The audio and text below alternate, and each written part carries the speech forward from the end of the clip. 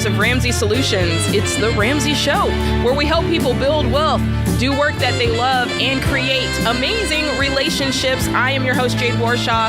I'm here with one of my favorite guys, Dr. John Delony. What's up?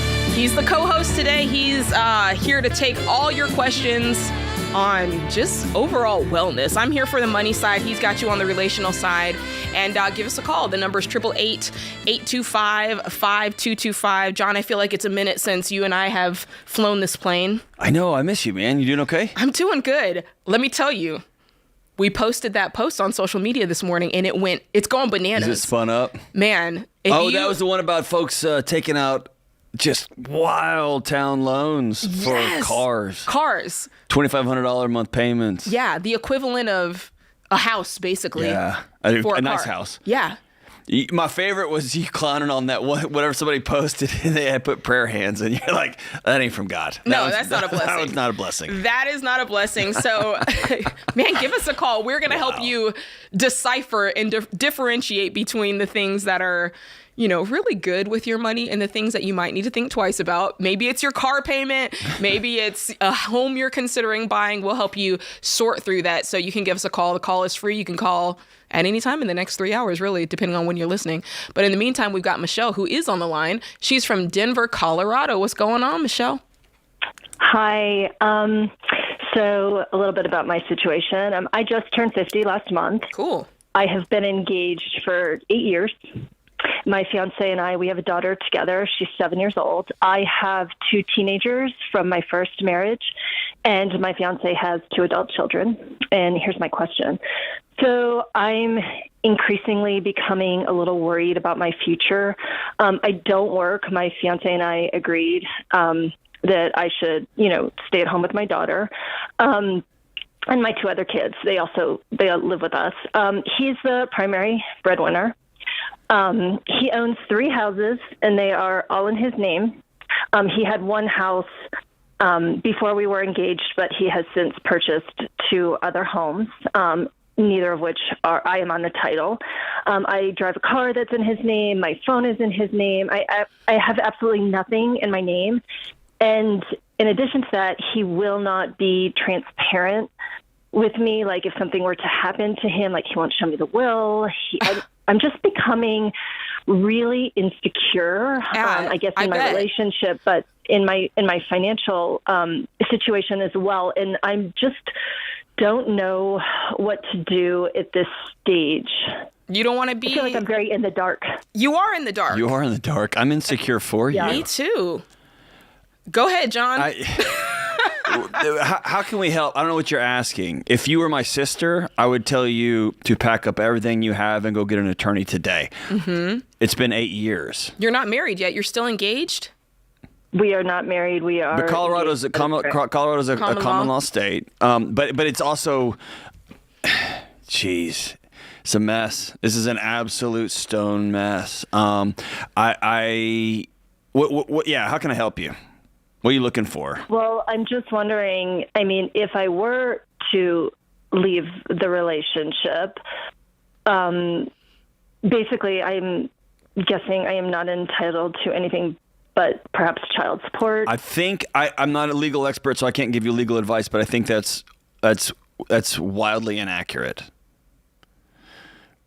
I think after a certain time, again, don't hold me to this, check with a licensed attorney in your state, but I think after you pass a certain point, there's property that y'all earned, quote unquote, together, whether you were putting money in the pot or not, because the house doesn't run without you, right? And so that allowed somebody to go earn some money. So, but sit with an attorney and work through all that.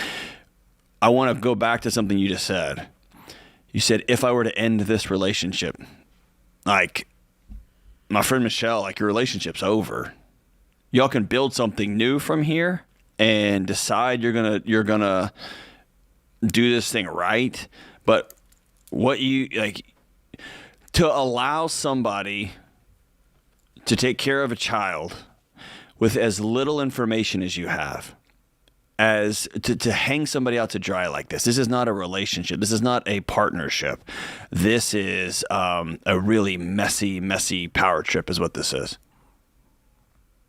Yeah, I agree with you. I feel like there's just so much control. I feel like there's like this hierarchy of power, and I feel like I am at the very bottom of that. So I am in complete agreement, which is why I am just so frustrated, which is kind of like the reason for my call. Yeah, but you're frustrated about bigger stuff than this.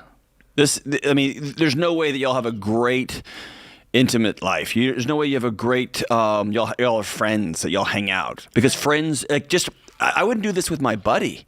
Right? Like my buddy Todd was my college roommate. He knows where my will is, right? He knows the role he plays in my will. And he's just a friend. He's not my wife, right? I mean, this is just common decency. Right.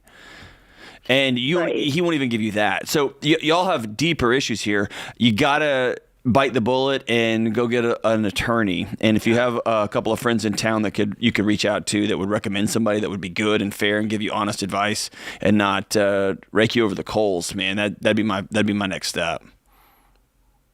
And if we were to try to repair our relationship, you're not repairing anything. The car has been totaled.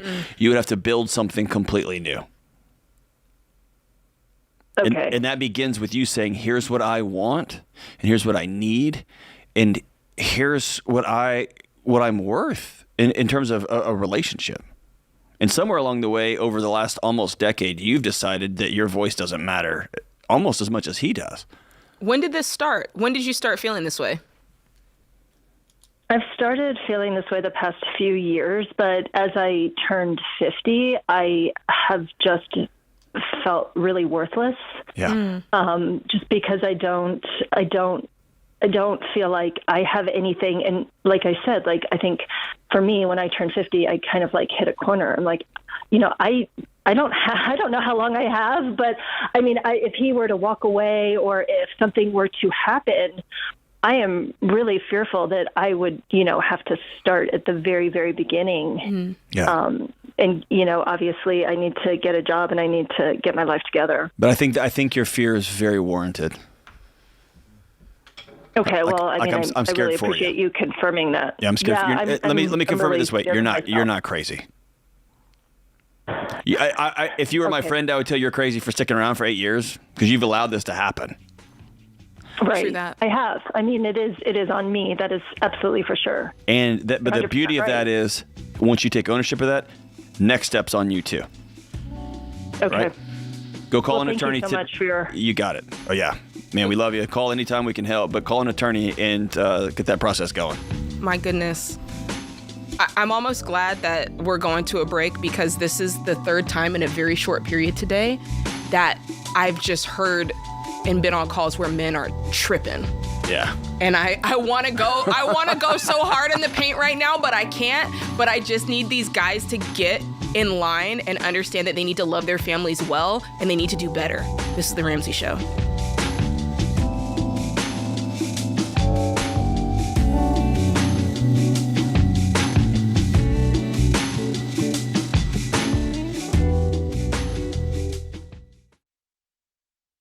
Hey guys, I've told you before about Christian Healthcare Ministries, a health cost-sharing ministry. But listen to Jenna, a CHM member. She says, one of my biggest concerns about entrepreneurship and motherhood was figuring out how to take care of our health expenses. But we have found a solution that works for us in an incredible way.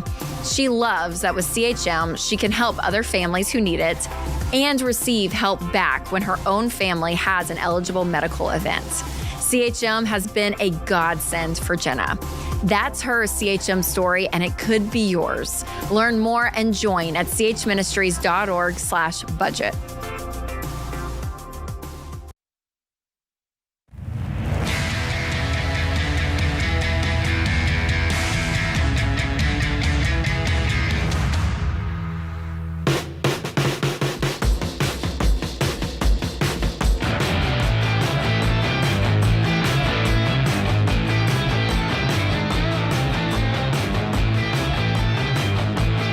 Listening to The Ramsey Show. I'm your host, Jade Warshaw. This is Dr. John Delony over to my right. If you're listening, he is the other voice that you will be hearing.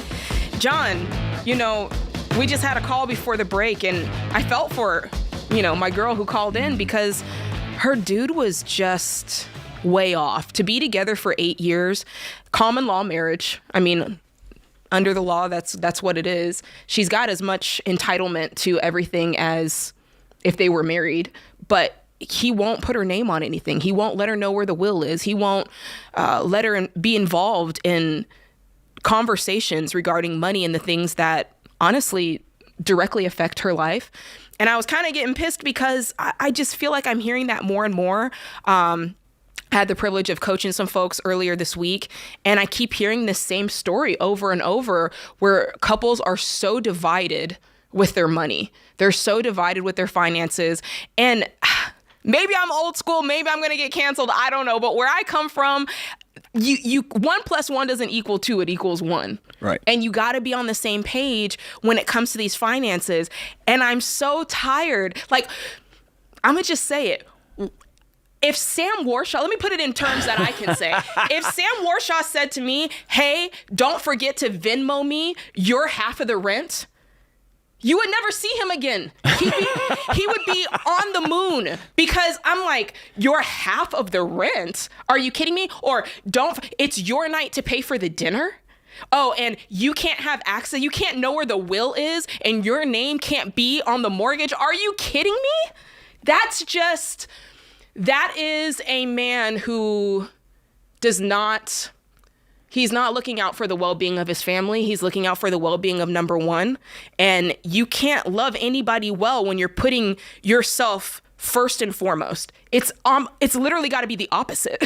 It's a man that's so small and lacks so much self-confidence and strength and actual leadership that the only way he can puff his chest out and feel like he's in the front of the line is by withholding. Just controlling. It's leadership by I know something you don't know. It is power by I know a thing that you don't know, so ha ha ha ha, and you just sit down because you don't even know where anything is. Your name's not even on anything. I'm getting burned up just you saying it. I'm just getting burned up. It's so frustrating because there's wives and kids. Yes. These are children, these are human beings. And at the end of the day, true strength, true leadership, true walk alongside, true service is we're all in this together. Here's every piece of information. Yeah. Here's all the stuff out on the table. There's no secrets. Here we go. We're going to do this thing together. And that means we have to have hard conversations. We have to figure stuff out. We're going to disagree. Yes. But that's not cowardice. That's right. And it's not childishness. Yeah. Right? I'm taking my truck and going home. I'm sick of a generation of grown men who they think that's their role in the world. Yeah. Is this my way or the house? This is highway. my money. This is my. Oh gosh. Man, it's just not a way to live. It's not a way to live. Jade Warshaw ain't living that way. I'll tell you that right now. And I just, I get it. Like when we talk about combining finances, I think it's important to say combining finances is rarely a light switch. Like, it's not just like I go home, I have one conversation, boom, we're on the same page. I think it is worth noting and affirming that for many couples, like this is a journey. Like time. This is it's scary, a mini it's hard, conversation. yeah. Yes. But there is that line where there is a clear disrespect that's taking place, or there's like a clear, wow, you completely don't value me at all. And you're treating me that way, or you're very confused as to what it looks like to value somebody in the relationship and value them in an equal part. Yeah. And I think that's the part that's just, guys, it burns me up. I would say it just burns me up. Not even an equal part. I have to value more than myself. Yes, that's what I was saying before. It's I have you to gotta value flip it on its more. head. Yes. Yeah. Yeah. You want to quote unquote lead, then you get on the bottom and you carry the whole thing. Thank you. That's what Thank it is. you. It's not going first and making sure that your bread's buttered first. Right. It's not how that works. It's the opposite. It's the opposite. That's it. All right. I'm okay. just saying that. I'm not trying to get on you. It's because we love you guys. We want to see you win, and you can't win when it's flipped around. Anyway, let's take a call. I got Mark in Honolulu, Hawaii. What's going on, Mark? Hope we didn't go too hard in the paint before your call. What's going on? It's all good. Oh, my gosh. My heart is pounding. I'm earning extra Fitbit minutes just sitting here waiting for you guys. What's Come up, on. We're man? burning calories. How can we help? Dade and John. So I got two questions. One, I like to know if you think I can go part-time for my job. And number two is kind of a psychological question for JD. I can't ever approve of any of my family members spending extra money. even though I make a really good salary. So, like, for example, if hold on. Dinner, before we get going, I'm going to cut you off. We're going to get our language right, okay? Okay. You can. You've chosen not to, okay? So you choose not to let your family spend anything, even though you got a great salary. Go ahead. Keep going. Gotcha. Keep going. That makes sense. Keep going. So, yeah, the example is, like, if we go out to dinner and the kids want an extra drink, I'll say yes, but inside of me, I'm like, man, that extra $3 we could have saved. Did you grow up without any? Yeah, I grew up poor. There you go. I mean, I wouldn't say poor. I would say okay. I mean, I saw my parents bring us up from a one-bedroom apartment, and then made their money, and they saved and saved. I mean, they didn't know the definition Mark, of. give yourself some grace. Your nervous system is wired up this way. Money's a scary thing that divides families, causes mom and dad to act scary, that bounces around from one-bedroom apartments to a house to this and that. That's in your nervous system. The challenge for you is to recognize, hey, we used to not be safe, and now we are. So that doesn't mean my kids get everything. That's been my approach, because I grew up in a scary financial situation growing up, and my challenge has been my kids. They can have everything they want whenever. I got to wheel that back too, because I'm going to create monsters if I'm not careful, right? But what that means is when they say, "Hey, Dad, I'm still hungry. Can I get another taco?" And I go, "Sure, buddy," and that my heart starts beating. I have to know inside I'm practicing something new, and that is we're okay. And I've never had that before, but I'm going to practice. We weren't okay, but we are now. And it's going to be uncomfortable at first, but the more you're mindful of it, the more you accept it, the more your body goes, all right, we're okay now. And you can start being strategic. So go into the money part with Jade. How we doing? I mean, this is an absurd thing. I mean, I'm worth 7.3. Bro, it's not absurd. You're running for your life. Okay, that's a little absurd. You're pretty wealthy. It is. I mean, I have rental properties, all paid for, valued at $2 million, bringing in, I would say net $8,000 a month. I'm a physician. I'm one of those weird physicians that Dave always describes. You know, I paid off my loans in my first year out. I've been out for about 20 years. Good.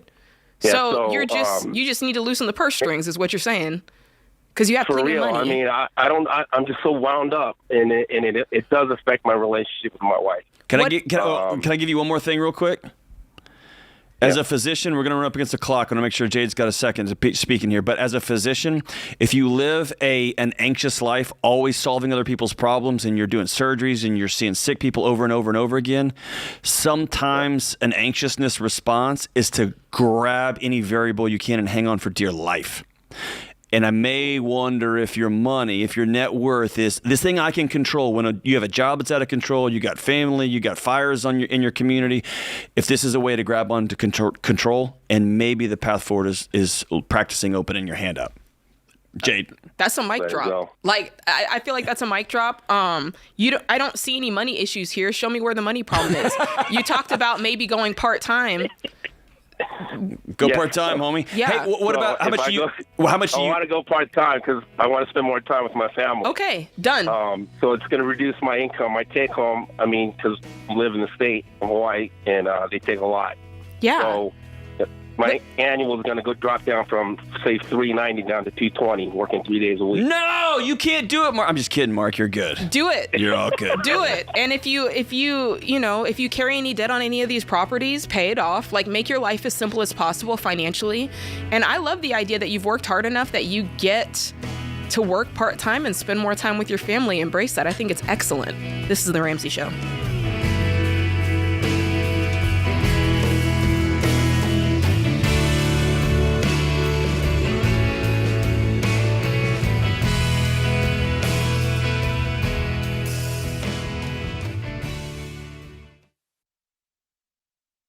Hey guys, Ramsey Solutions started small and grew fast. Because of that rapid growth, there were times when our systems slowed us down. That's why we switched to NetSuite. It works for us and it'll help your business too. Whether you're starting on a card table like I did, or you're well on your way to becoming a multi-million-dollar company, NetSuite can scale with you and help you communicate and plan better. Because you know your day-to-day up and down and sideways, but accounting, analytics, and supply chain are on another level.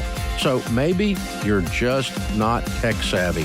That can be okay. NetSuite will help at your speed and whatever your situation. More than 37,000 companies use NetSuite to know their numbers and their business better. So check out NetSuite today and find out how they can help you become the business you want to be 5 or 30 years from now. And right now, you can download NetSuite's free KPI checklist designed to give you consistently excellent performance at netsuite.com/Ramsey. That's netsuite.com/Ramsey.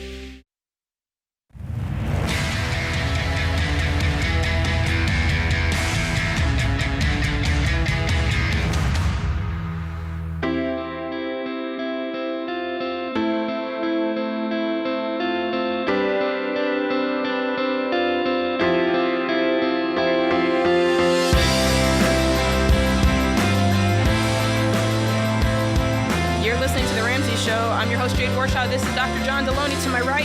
Give us a call. The number is 888-825-5225. Your Neighborly question of the day is sponsored by Neighborly, your hub for home services. If you're moving, you have a long list of to-dos. Don't I know about that?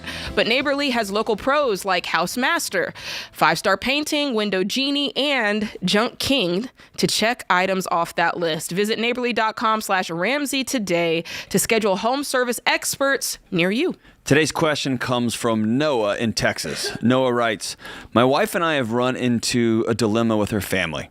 Her parents want to go on a vacation to Costa Rica. Great place. My wife told her mom that we can't go because we're paying off debt and don't have the money. But her mom has said that they will pay for our part of the trip because they really want us to go. My wife and I don't want them to do that for us. How about convincing them that we aren't able to go on this trip? Man. Here's what this sounds like, Jade. I don't have any problem with them going on a trip that mom pays for. That's awesome. Unless, and I'm reading between the lines here, Noah knows that that money will come with some significant strings attached. 100. Right? 100. And so I want to change your language. You're never going to convince them. What you're going to do is you're going to tell them, we're not going to go on the trip this year. Thank you so much for the invite. We appreciate your generosity. It's not going to work for us this year. We look forward to going with you in the future. Yeah, that's it. That's it. That on that. And they're going to be mad. They're going to come up with excuses. They're going to be whatever. We're not going to go on the trip. Mm-hmm. And that's okay. Yeah, I 100% agree. I think we spend too much time trying to convince people or trying to explain to them why we're doing things instead of just telling them. And that's it. I said what I said. Also, on the other side of it, if your family wants to pay for you to go on a trip and it's going to be a great adventure for everybody, go on the trip. Yeah. Absolutely. But I'm with you. Clearly, there's strings attached, and sometimes it's just, I'm not getting involved. Don't go, though, if there's no strings attached and it's just your ego. Go on the trip, then. Is that fair? Well, like, I ain't have nobody pay for me. Shut up. Like when you're just like, I don't want a handout. I'm not taking a handout. I'm not. Just be quiet. Go on the trip with your mom and dad. If it's, you know, it's going to come back and be like, well, you know, honey, we put a lot of money on that trip, so y'all need to bring grandkid to. Well, now we got a whole other situation. Well, that's kind of, it's funny because what you just said, the first one where it's like, hey, if it's, I don't even know what that might sound like or feel like. When you said that, I was like, what must that feel like to have no to have nothing attached? I don't even know what this is, John. I talked to a buddy the other day, and he's like, my dad has taken all 3 kids and their families on a huge cruise. Yeah. And we're all going, and he's like, it's a long time. It's going to blow a lot of vacation, but it's going to be a fun trip. Yeah. It sounded like it's going to take some maneuvering for the family. Yeah. It's going to be, they're going to have to, but on the whole, it's going to be a good trip. Yeah. I'm going to honor my dad. It's going to be fun. We're going to go. And I get that. Staying with anybody's parents for 10 days, there's always going to be stuff, right? Always. we're going to go. That's fair. Yeah. It's when you get back from that vacation, you're like, hey, we need you to come roof the house for us because you remember I paid that for trip? that. Exactly. Now we're into a whole nother ball game. That's really interesting. Yeah, because I think when people want to be generous like that, it's almost as much of a gift to them if you take it. That's right. Than it is for you if you enjoy you accept the gift. So that's interesting. Yeah. I feel that. I'm trying to get it back on a scale that it's like when you go to a nice dinner and here's a good example. I did this. I had one of my professors when I was graduating said she wanted to start a tradition with her graduate students that she took them out to dinner. So her and her husband and me and my wife went out to dinner. I had a rule: nobody buys me dinner. And it was more of like a bro flex than it was like this hard and fast rule. Yeah. So I slipped my debit card to the waiter and was like all cool. This. And her look of sadness that I took that from her. It was a gift. Yeah. And I bro flexed out of it. I was like, I got this. And she's like, hey, this was a gift. Oh, man. And I remember being super disappointed in myself because I took that from her. It was going to be an awesome gift that I know was going to cost her and her family a lot of money. And it was a nice meal. I took it from her because I had an ego problem, right? I love that you called it a bro flex. It was just so dumb. It was so stupid, man. But that's I think if it's a gift like that, then man, let people give you a gift. Yeah. If it's their down payment on controlling your life. Or if you feel like they're doing it like for spite to try to drive home the no, point. Thank you. No, thank you. You can feel it. You know the feeling. Let's go to the phone lines. Elena, I'm guessing it's Elena, in Kansas City, Kansas. Go Chiefs. Did I say it right or is it Alina? You did. It's Alina. Hi, Jade and John. Hey. My husband and I are new to the Ramsey plan. And welcome. We've kind of done some stuff out of order the last couple of years. He is 58 years old. I'm 55. And we have no bills except our mortgage and a retirement loan, which I know now we should not have done. It's about $50,000. We currently maximize our 401/403 account. Should we stop that retirement funding to pay off this $50,000? We're hesitant to do that at our age, and with the taxes we'd have to pay on that $60,000 that we're putting in there. We cringe at that. Should we sell stocks? We do have enough to pay that in stocks. However, we would have to pay short-term capital gains on that. We recently paid off a land loan and sold some stocks, $225,000 worth of stocks. So we would be paying short-term gains on that. Or do we not pay on those retirement loans and then just start throwing money at our mortgage? You don't have any liquid cash? It's all tied up? We have about $15,000 in cash, but otherwise it's and that's your emergency fund.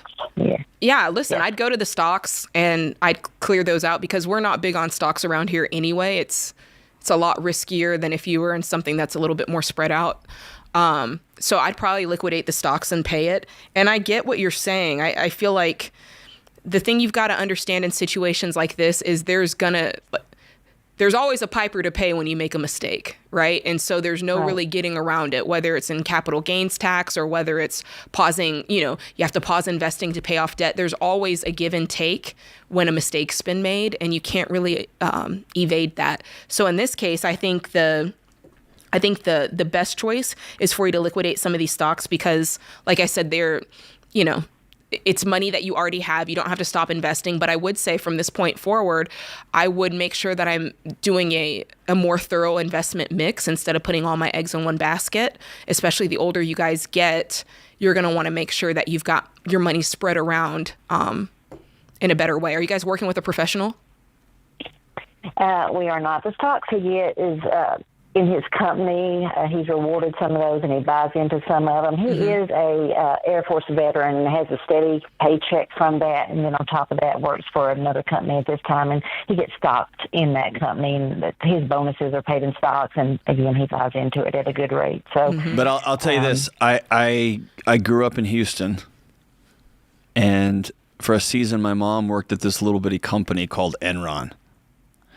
Yeah. And they gave all their employees stocks upon stocks upon stocks. And they were some of the most valuable stocks in the world until people woke up one morning and they were all gone. Right. And so stocks are just such a risky proposition. And if all the data says when you start throwing darts at trying to pick the right stock, you lose.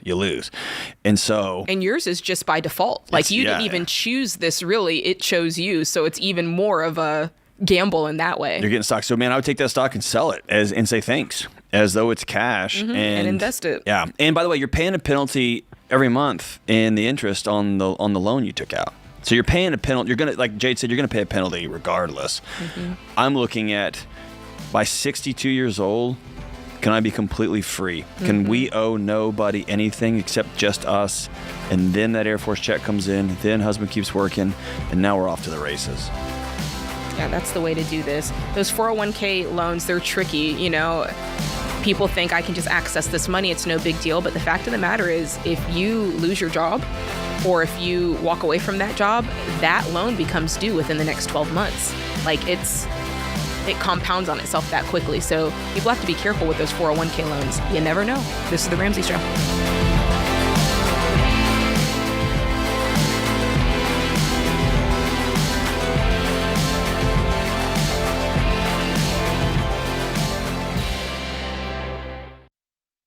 Hey guys, you know this, but I'll say it anyway. College is freaking expensive, and student loans are out of control. The average private student loan debt in 2023 was $55,000. So if you're in over your head with private student loan debt, don't beat yourself up. Look, we've all made mistakes with money in the past. What matters is doing something about it now. So if you're in distress with private student loans, that's private, not federal student loans, call Y-Refi. Y-Refi refinances defaulted private student loans that other places won't touch and gives you a custom loan built for you based on your ability to pay. To learn more about this custom refinancing option, call 844-2-RAMSEY or go to yrefi.com/Ramsey.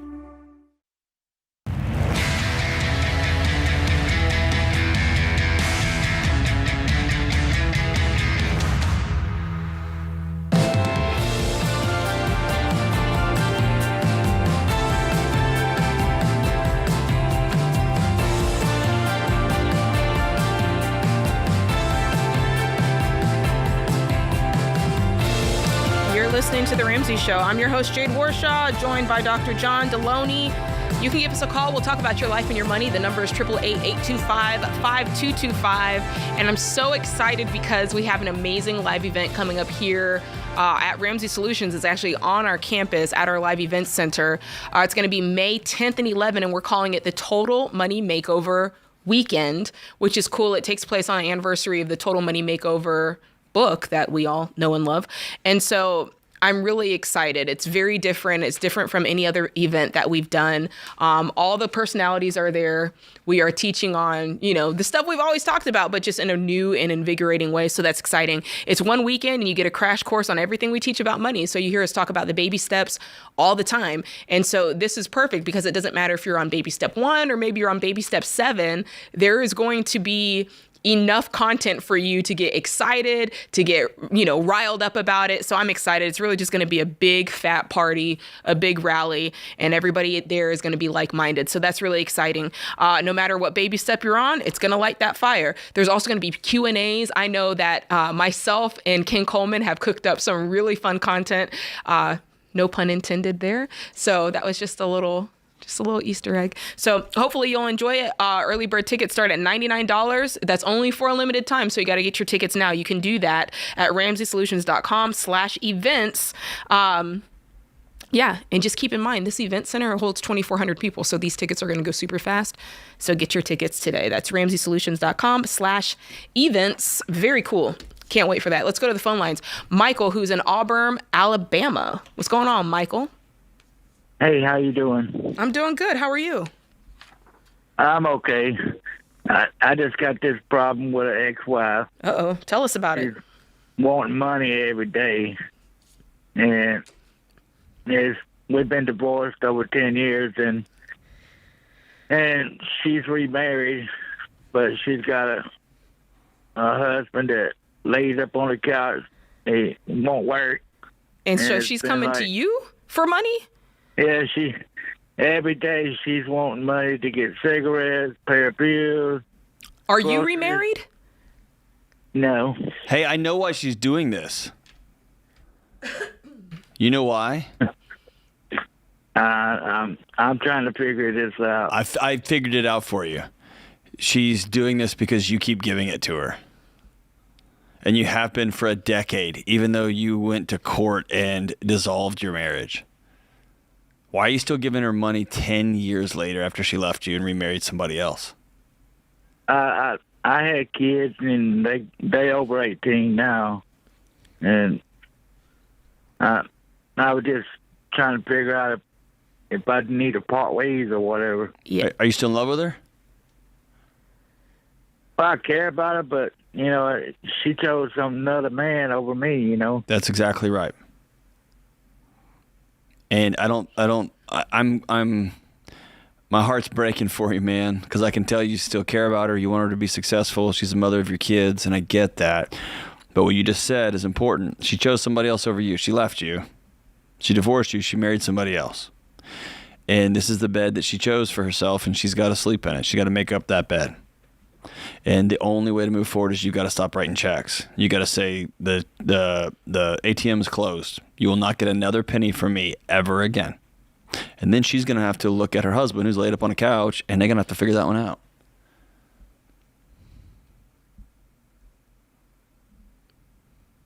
How does that sound? I understand that. Can you do that? I'm going to have to do that. Let me ask you, this new spouse that your ex-wife has, is she safe over there? Is she fine over there? Or is it just she needs money for cigarettes? Is there more to it? Well, he goes to work and then he quits work for a while. And then he goes to work and quits work for a while. When he quits work, they get in a real bad struggle. And she calls me to help. So, Michael, I'm going to tell you something that's hard to hear. You shouldn't know about their marriage struggles. It's inappropriate for her to be telling you about that. That's between her and him. And when she starts to tell you about him, and what he's not doing, and I can't believe, that's when you have to say, whoa, stop. I have no interest in hearing about your new husband. None. Zero. Oh, you just don't care about... No. That's between y'all two. She makes comments to other people that all she got to do is holler for me and I'll give her money. And it's because you do. It's true. It's the truth. It's 100% the truth. Yeah. So you have to choose to keep your dignity and to say, I'm no longer doing that. Period. A lot of reason I do it because I feel sorry for her. I know. And you're a good man. But enough is enough is enough is enough. Fair? Fair? And plus, my daughter lives with her. Your daughter's an adult? I don't want. How old's the daughter? 18? She's 28. Oh. Brother. Listen. Michael, stop giving them all money. All of them. They're never going to grow I don't up. want my daughter doing without food, But no, your that's daughter's on her. choosing that. What's keeping her from getting a job? My daughter works. Then she should have food. Yes. Yeah. She needs to move out from her mama's house. It's a toxic situation. She needs to get her own place. I'm going to go out on a limb and say you probably need a change of scenery as well, Michael. Yeah. Like I'm just hearing this and I'm a fly on the wall. This sounds like a stew that's been just sitting like simmering for a long time, and you just need to get out of it. Like it's just a chain of events that just continues, just that cycle over and over and over. And my guess is you probably need a change of scenery. Your daughter probably needs a change of scenery because that. The reason my daughter's there because her mama is real sick, and she's there to help her. Well, part of helping is making sure that there's food, and part Yes. Part of helping is making sure, like a fireman doesn't run into a burning building without the proper gear and equipment, right? Similarly, Yes. you can't call it help and at the same time not be truly helping or helping a tiny little bit, but then calling around it's just it's one big mess after another, after another, after another. And then your daughter's going to look up and she's going to have lived in this house. She's going to be 36 years old when her mom finally passes away. And this man who's laid on the couch is going to take the house from her. I understand. Right? It's just a big mess that everyone's got to step away from. I'm not saying walk away from a sick mama, but I'm saying what y'all are doing, what your daughter's doing is not helping. You giving money for cigarettes to a very, very sick woman who's so sick that her adult daughter has to come in and live with her is not helping. And I'm just saying that because I love you, not because I'm trying to be mean. Well, I understand. It's, I'm just trying to help. No, I say you're a good man. You're a good man. I think the greatest gift you could give everybody right now is to be very clear and say, I've been helping for a long, long time, and I've got to take care of myself. I got to take care of my future. I got to take care of my home. And so as of effective today, the ATM is closed, and I'm not giving anybody any more money. I love y'all. Okay. And they're going to bang on your door. They're going to hate you. They're going to write you mean messages. They're going to yell at you because that's worked in the past, and it's not going to work this time. Do you have money, Michael, to get? I mean, do you even Not have? that much. Not that much. Yeah. I struggle sometimes. Yeah. Exactly. If Well, you're especially when I struggling, help you her, I definitely struggle. don't have it to give. Yeah. And your best, like John said, getting yourself together and getting your life together is the best thing you're going to be able to do, because no one's going to take care of you. So what's going to happen when you're, get older and you're not working anymore? You've got to make sure that you're set up financially as well. Yes. Yeah. We got you, brother. Whew. Draw some boundaries and say no more. Changes to make. That's hard. That kind of stuff, John, this magnetic. It's like it has like a magnetic force that pulls you back. Well, you said when it you good. try to It's get like out all of the it. ingredients in a pot, and after a couple of days of just simmering, all the ingredients are just one big goo, Ugh. right? Yeah. Got to jump out of the pot. Oof. It's not easy to do, but you can do it. Thanks for listening. This is The Ramsey Show.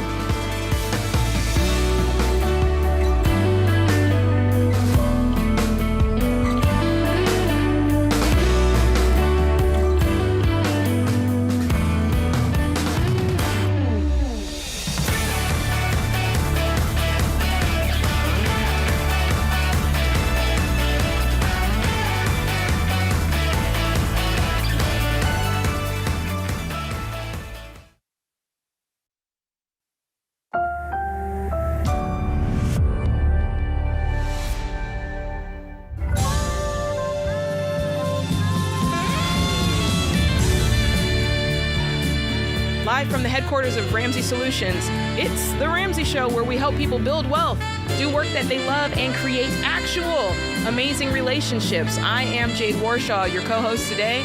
Dr. John Delony is sitting to my right. We're taking your calls all afternoon about your life, your money, so give us a call. The number is 888-825-5225, and we'll chop it up with you. Call about your life, call about your money, call about your relationships.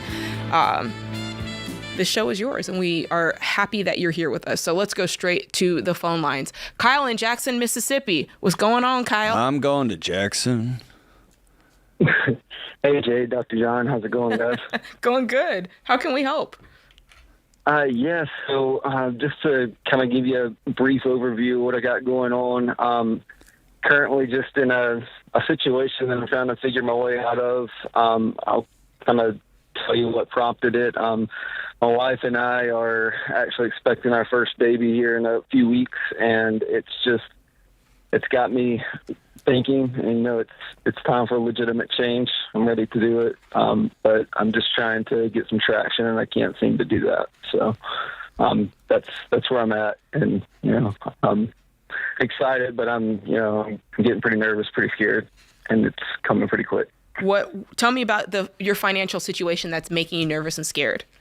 And so altogether, just quick math in my head, roughly about $400K. That's including a mortgage spread out I'm pretty much a poster child of stupid, but that's 72 in student loans. That's between my wife and I. The majority of that is mine, about 64. 2 car loans. How much are those? One's 18, one's 29. Okay. What else? Roughly 15K across multiple credit cards, and then just being conservative and saying another 1,500 medical and miscellaneous. Okay. I think something that'll help is kind of separating your mortgage debt from everything else, because when you tell yourself, I've got $400,000 of debt, like that feels a lot more overwhelming with the mortgage included in that. And the truth of the matter is right now, your only assignment is to pay off the non-mortgage debt. So it's not cheating to kind of cut that part off and put it, put it aside for later. So without that, this goes down significantly. Let me just quickly in my head, 30, 60, 70, 80. So, I mean, you've got $160,000 of debt. Does that feel right? Yeah, it sounds roughly right. Yep. Okay. So how much income are you bringing in? 110 plus bonuses. What are about $6,500 a month or so. I haven't gotten my first bonus, but we're on track to about $1,500 next month. Okay, so roughly you bring home anywhere between $6,500 to $8,000 a month with bonuses. Is that fair? I would say $6,500 is fair. Okay, that's fair. And is this just your income or your wife's working too? I know you said Just she's my pregnant, income. but does she normally work? She's a homemaker/babysitter. So she was contributing about $700 a month or so, but that's about to stop. Okay. And so this will be your first child. Sorry, I'm asking a lot of questions because I want to get my head around it. So she has this first child. Do you think that is the plan that she'll go back to doing what she was doing before or pick up any sort of work? Or is the idea that she'll probably, take care of the baby and not do any financial? The intent is to stay home and take care of the baby to avoid childcare. Potentially going back to doing what she was doing eventually. I don't know what postpartum and what that's going to look like. The intent right now is to avoid childcare costs and have her stay home with the baby. Okay. So, what that's telling me is, because when I think about childcare, I'm thinking out loud here. When I think about childcare, you pay around $1,200 to $1,300 per kid, but for an infant, it's more expensive. So maybe you're paying $1,400 or $1,500 a month if you're doing, a mid-level to nicer childcare. Do we feel like here's the way I kind of think about that. I'm like, is she able to make $1,500 or more a month? Is she able to bring in $3,000 a month? Because if she is, that kind of answers your question. Yeah. That means, she can work and we can have childcare. I'm not saying that, you have to do it immediately, but I do think that in this equation, as much money coming in as possible is necessary. And I also think this is the hard part of this equation. There's going to be some things that you don't like about it. Like, I don't think there's any getting around. Something's going to have to take place here that nobody likes, whether it's you picking up a second job, because then the negative side to that is, I won't be around the baby as much. And then your wife's going to be like, hey, you're never here. So no matter how you slice this, there's going to be a trade that takes place, and it's not going to be comfortable. So I do want to say that out of the gate, and you and your wife can decide what that trade is and when it takes place. But my screen says that you're on the path to bankruptcy. So what I want to make sure that you know is I don't think that you're on the path to bankruptcy. I think you just have some really difficult decisions that you're going to have to make with your money and the way your lifestyle is moving forward. Okay. Fair enough? Yeah. Yep, that's fair. I'm willing to pick up a second job and do what I need to. I'm just trying to get my head above water right now and figure it out. So the tactical side to this, so let's talk tactics. Tactical side is, do you have a budget? Are you working on a budget right now?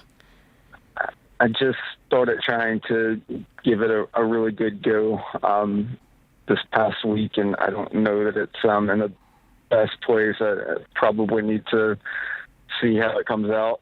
I did attempt, put my best foot forward on it and try it out, but I don't know how well that is right now. Okay, well, finish it, because I think sometimes we start on it and we go get busy with something else. Prioritize this weekend. You got to get this budget set with your wife together. You guys decide on the amounts. And first things first, if you've never been on a budget before, and this is for anybody listening, your first job is just to figure out, can you live on your income? Like, don't make any big sweeping changes. Just be like, can I live on a budget? Can I write down a realistic number for groceries? Can I write down a realistic number that I think we spend? And can I just stick to it? Like, that's for so many people, they quickly go to, I'm going to live on nothing. And it's like, I can't stick to this. So just get in a rhythm of you guys sticking to whatever number you put. Don't get too crazy.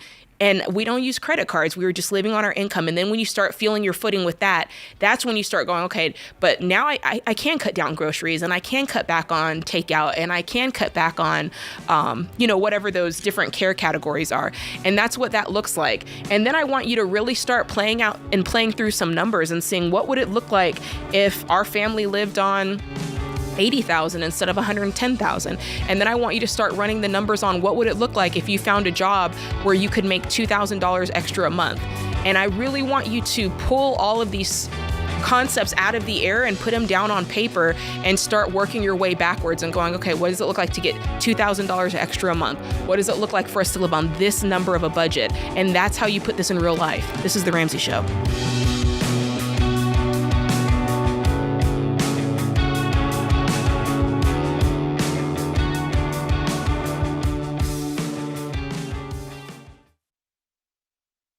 If you're like most people, your home is your most valuable asset.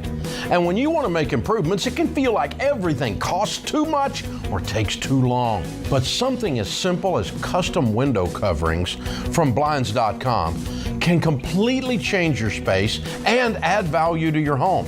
We've recommended Blinds.com for over a decade, so you know you can trust them. From blinds, drapes, and shutters to motorized shades, they make it easy and affordable to upgrade your entire home, and their team is ready to help with everything from design consultation to measuring and installation. Plus, there are never any misleading quotes or hidden fees. Everything's backed by their 100% satisfaction guarantee, and shipping is always free. See why Blinds.com is the #1 online retailer of custom window coverings. Go to Blinds.com now to get up to 50% off. That's Blinds.com. Rules and restrictions may apply.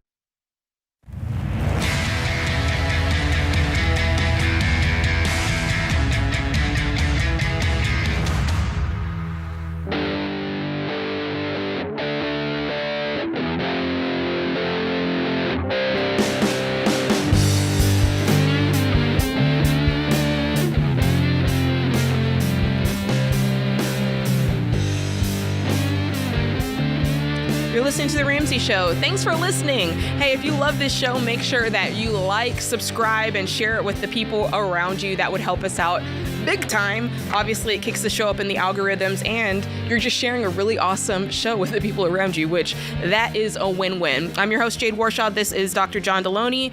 Taking your calls all afternoon, so give us a call. The number's 888-825-5225, and we would be happy to give you our opinion on what's going on in your life. So we'll do just that. We got Justin in Seattle, Washington. What's going on? Justin? Yeah, how's it going? I got a question for you. So I rent a house below market value, a 4-bedroom house for about $1,000 a month. And I'm looking at, is it worth it for me to pursue buying a house knowing that the mortgage is going to be twice as much? Guess that would be the big question is, should I pursue buying a house? I have very little debt, and I just got a new job with a little more money. And I just got married 2 years ago, and my wife wants a house, but I'm not sure if I'm worried about the risk, I guess. How old are you? Or is there a risk of just renting? I'm 45 years old. 45. I mean, well, when you buy, you're taking away some of the risk, because for most of us, the largest line item on our budget is our home, whether we rent or buy. And so When we rent, though, that becomes a variable cost, right? We have the ability for rent to go up. We have the ability for our lease to break, and then we have to go someplace else. Whereas when we buy, it's just kind of a fixed savings account, and we're putting money into it, and we're building equity in that, and it becomes an asset for us, and it's fixed. So that kind of creates a stability in our life. So to that point, I would say most folks, really everybody, should aspire to home ownership. But the real question for you right now is now the time to buy? And that's really the question that most people, including yourself, need to be asking themselves. It's not necessarily, is renting better than buying? It's, is now a good time for me to buy? Is that fair enough? Yeah, I mean, I went through a divorce, so I don't have very much in retirement. I do pay quite a bit in child support. So that's the other thing is, like, should I just be holding my horses and kind of waiting for the interest rates to go down, or I mean, I feel like I've been waiting forever. I owned a house when I was married a long time ago, but now I'm like to the point where I kind of got out of debt, and I'm just kind of, I have a little bit from when I got married. My wife had some debt that we're paying off, maybe about $25,000 or so. But I just feel like I'm just trying to, I don't know. I'm nervous to do it. I know. I guess I get the point that that my rent could go up, but I've been with the same landlord for 12 years, and I don't know. I guess he could sell the house or something like that. But I feel like I'm pretty comfortable where I'm at. But maybe that's just kind of me being a little naive as well. Well, I mean, kind of going back to our initial conversation, there is value in stabilizing your lifestyle, and I think as long as you rent, there is more perceived stability than actual stability. So to your wife's point, she's the one that wants to buy. So let's talk about what it might look like for you to get to that point. And I would say the first thing is I would want to be completely debt free. So I'd pay off this debt that you have. It sounds like it's only $25,000. How quickly could you have that paid off? I would say within a year or two. Okay, so 1 to 2 years. She owns her own company. That is kind of, it's teetering back and forth. It's doing okay, and sometimes it doesn't do very well. And then I have a regular job where I make a decent amount of money. I make about $135, and then bonuses can get it up there a little higher. What does she make? But on an average month? Well, I would say on an average month right now she's breaking even, and with her business, maybe she'll make about $3,000 or $4,000 a month sometimes, and then sometimes she'll just be break flat. Even. How long has she been doing it like that? She's been doing that I would say she's been doing it for before we got married, so maybe 5-6 years now. All right. I would challenge that. I think there's a point where a business is just a really great hobby, and it's great when it brings in money. But I'd want to get to the point after 5 years where the income is consistent and I can say, I'm earning this money and this is what I'm taking in. That being said, and I'd want to see that, especially with you guys thinking about buying a house.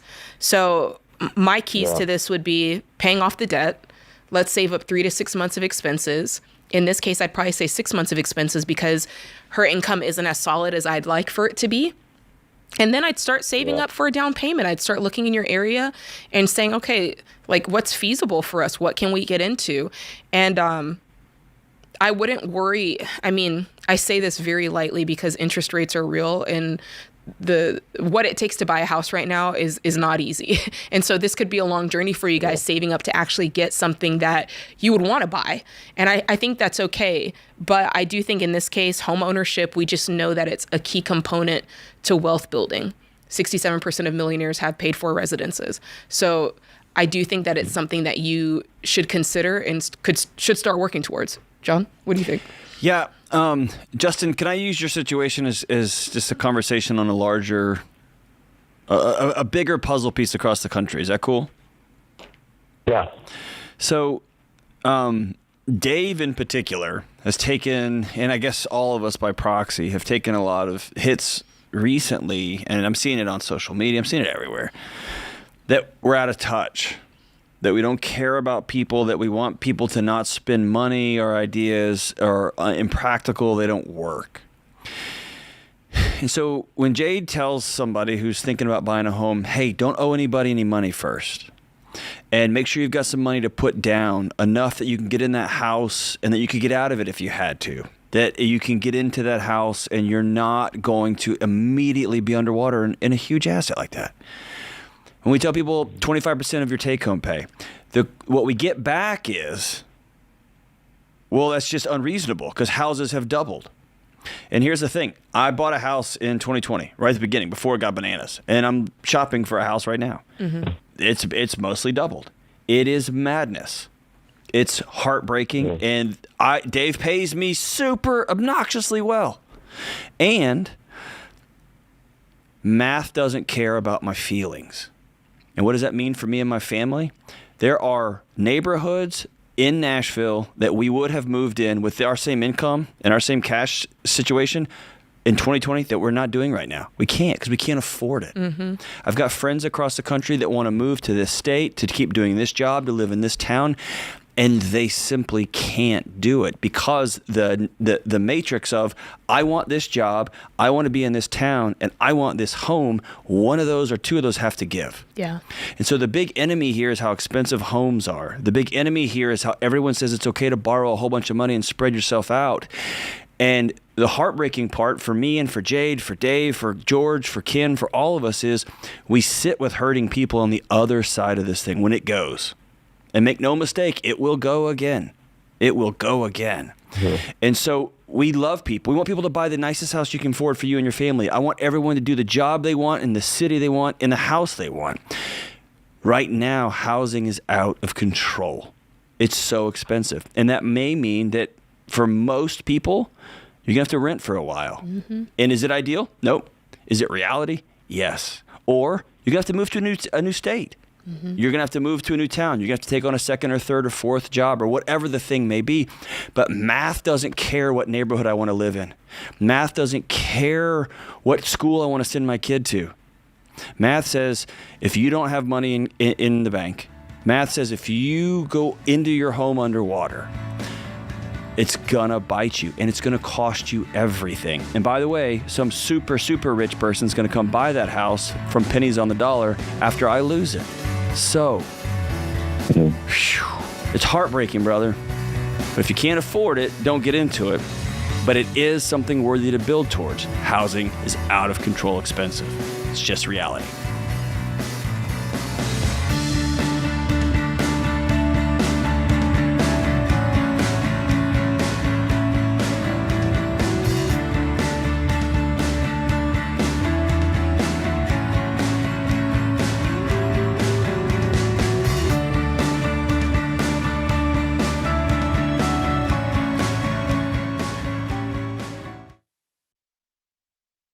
Your home is probably the biggest purchase you'll ever make. And with the real estate market like it is now, you'll need a mortgage company you can trust. That's Churchill Mortgage. You guys, buying a home is not a button push. It's a process. It takes building a relationship with an expert who will dig into the details and give you peace of mind without busting your budget. Churchill is one of the highest rated lenders in the country. And they're Ramsey trusted because they do what's right for you. Go to ChurchillMortgage.com to get started.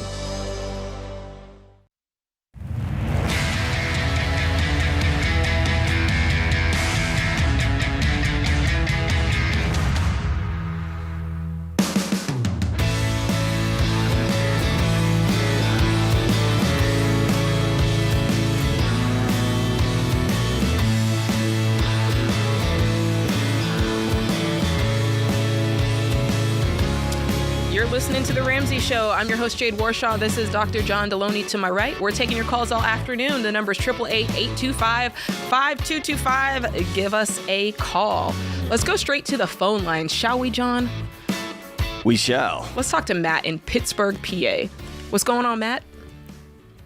Hey, I am 23 years old, and I am $157,000 in student loan debt. Yikes. And I just don't know how to get out of it. What'd you study, brother? I was originally engineering, but switched to biochemistry and therefore lost my academic scholarship, and now I'm this far in debt. What do you do for a living now? I work as a medical lab tech at a hospital here in Pittsburgh. What are you earning? I'm sorry? What are you earning? Take home is about $2,600 a month. Okay. Do you have any other debt? No. Okay. What's your living situation? I'm currently renting an apartment with roommate. Roommates? Okay, so what are you paying in rent every month? With utilities, $550. $550? Okay, good. Okay, good news is your rent is in a good spot. What else do you have? No car payment, nothing like that, right? No. Okay, so the good news is you don't have a lot of other expenses that are pulling away from your ability to pay this debt off. So many people find themselves, and I just kind of want to paint this picture for you because it'll make you a little bit more grateful, because so many people find themselves in this situation where it's like, hey, I have $157,000 of debt, but I'm also married with kids and a mortgage and credit card debt and car notes. So it's really hard to make that traction because all of their money is just going away every single month. The good news is you've got at least half of your income should be at your disposal. Is that fair enough? Yeah, with the minimum payments and the rent, I don't have much wiggle room, like with groceries and gas and everything. What are you spending on groceries and gas for a single guy? Groceries, I can get my bill to like $200 a month, and then gas, probably about, I want to say like $250 a month. Okay, and then does your job take out insurance and everything like that? Do you have that benefit? Yeah. Okay, so what else are you? What's another big expenditure that you have going out every month? It's just the minimum payments for the student loans. Okay, so they're all broken up. How many are there? Well, there's 4 privates and the federal loan. So I'm paying $1,212 every month towards the private loan and about $250 for the federal. Okay. Jade, the big elephant in the room here is I don't see a possible way forward with him only making $31,000 a year. Yeah, he's got to get his income up. Bro, what's your end goal here? You quit being an engineer to get a biochem degree. You're obviously a smart young man. Like, what's the goal here? Well, my problem is that I feel kind of stuck where I am in my job right now because I'd have to go get a further degree in order to move up. Yeah, that's what I mean is like you're better off right now going to try to get a manager's job at McDonald's or an assistant manager at Home Depot. And I know it won't have the prestige of going into a hospital and being a lab tech, but bro, you are broke. And I'm saying that because I love you, right? I mean, you can't eat $200. I mean, I went to Chick-fil-A the other day and it was like $19. I mean, it's out of this world expensive to exist. You just can't do that on 31. So whatever you want to do down the road, man, I'm all for you. Once you go to med school, if that's what you want to do, or PA school or chem school, if you can get a master's in chemistry, whatever it is, I'm all for it. But right now you can't eat, dude. And that means you're going to have to break some hearts and everyone's going to be like, oh my gosh, you got these degrees and they didn't. Yeah, right now I got to go make a bunch of money. Yeah. Does that make sense? Yeah, it makes sense. You're calling us like I wish I could just be like, all right, Jade and I, we bestow it upon you. You just got to work and go earn that money, and $31,000 annually is a big math problem. That's you're digging a swimming pool with a spoon, brother. Yeah, makes sense. What would that look like? I mean, real talk, what does that look like for you? Is this just a matter of applying for different jobs? Did you kind of apply for one, you got it, and that was good enough? Well, yeah, I was applying for, because I graduated in December of 22, and I was applying for about 6 months, and I was working that entire time too. But I finally got this job in June of last year, and I've still been looking for other stuff that pays higher, but I can't. Can you work 4 hours before your shift from in shipping, and then after you get off your shift, can you work another 4 hours as an orderly? I know those are two positions that are hard to find in hospitals. Or can you go over and work in the gift shop or in the, like, I'm just trying to say, I understand that draw to be in that ecosystem. You worked hard to get in there. This is what you're passionate about. It's just not paying the bills. And so the other alternative is I'm going to cobble together a couple of 2 or 3 jobs inside this system. And by the way, in 5 years, when you've earned some more money and paid this stuff off, you'll know how a hospital works, right? And that will set you up for whatever you want to do next. But there's not a way that you're going to get through this without a lot of pain and a lot of sacrifice. Either going to work at McDonald's, and then working at Subway at night, and then loading boxes at Walmart overnight, or doing a whole bunch of jobs at the hospital. Yeah. Your goal right now should be to 3x this. Yeah, 3x. Okay. And people are going to say, "Oh, just go make $90,000." No, we know they're not handing out $90,000 jobs. This means you're just going to work Cobbling 7 days it, a week, 12 hours a day for a couple of years. Piecing together some jobs. Okay. Because think about it. Right now, in your situation right now, you're paying off $13,000, $14,000 a year on the way you're going. Maybe. That's maybe what you get. So if you 2x it, now you're paying off $30,000 a year. And if you 3x it, now you're paying off $45,000 a year. So $60,000 a year. So that's where we're getting to. And it's going to be a journey, but I think you can do this. I don't want this to mess around and take you 7 years to pay this off. Yeah. And what's annoying for you, my friend, is Jade and I both had about this much or more. And both of us worked a whole bunch of jobs, did a bunch of wild things, and missed a lot of fun times with our families and our friends for an extended number of years to get this stuff knocked out. So we've been there. We know it's the worst. It is. And it's what's got to happen. Yeah. How are you feeling? I feel like, I think sometimes people call in and they're kind of hoping that we can, pull out that big red button that kind of like gives them the free pass. Like, I don't know. I feel like we just loaded you up. How are you feeling? Yeah, it's just kind of relieving to like hear somebody else say get into another field or like go get a different job, because it's stressful to like to put all that time and work in and realize like this isn't going to be able to pay off anything. Listen, I think you're finding the reality in the dream that we all believed. So many of us, we went into college with that thought of, listen, my degree is going to ROI. Like, I'm going to do this thing. I'm going to go out and get a job and I'll be able to pay for it lickety split. And so many of us, you're not alone when you wake up and realize, oh my gosh, and you feel just so disenchanted by the whole system and realize this might be 4 or 5 years of your life spent kind of making up for it. And that's a very real feeling, but the hopeful part of it is you're definitely not alone, and there are millions of people who have walked through this before you, and they can verify that the pathway is clear and it actually does work. If you can get your income up, if you can get on a budget, and you can start making those payments using the debt snowball. So that's the hopeful side of this, but it doesn't make it any more easy, John. I like your idea. James, we got to get a red button, and once a year we just hit it and pay off somebody's everything. Yes! That would be awesome. That is amazing. All right, James, get your bank account ready because it's going to take a lot of money. This is the Ramsey Show. You were supposed to pop in there, James, and say something. I'm speechless. This is the Ramsey Show.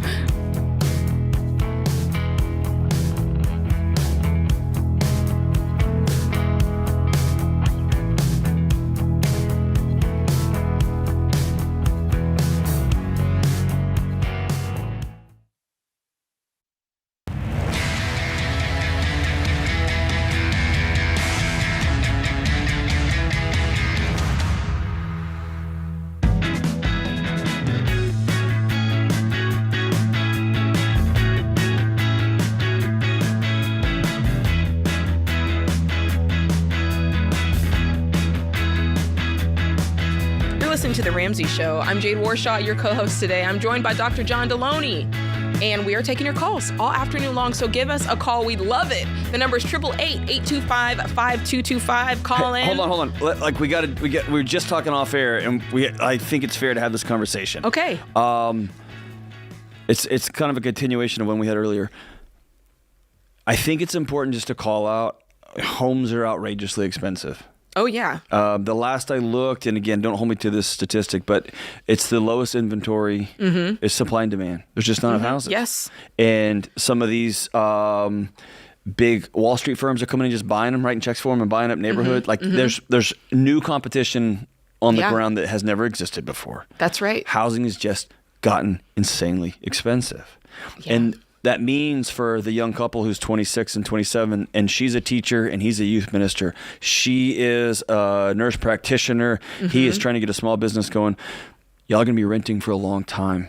And 100%. That's not because people hate you. It's because to get into a house, it's $500,000 on the low end. Yeah. To get in a dream home or a really nice place. It used to be $500,000, now it's $1 million. It's just gotten bananas, right? All across the country. I mean, I think now more than ever, you know, we're part of the debt-free message. Like we're always telling folks to get debt-free. And I think now more than ever, it's so important if you're at the cusp, right? Like you're just starting out, you're considering student loans, or you're talking to your kids about college.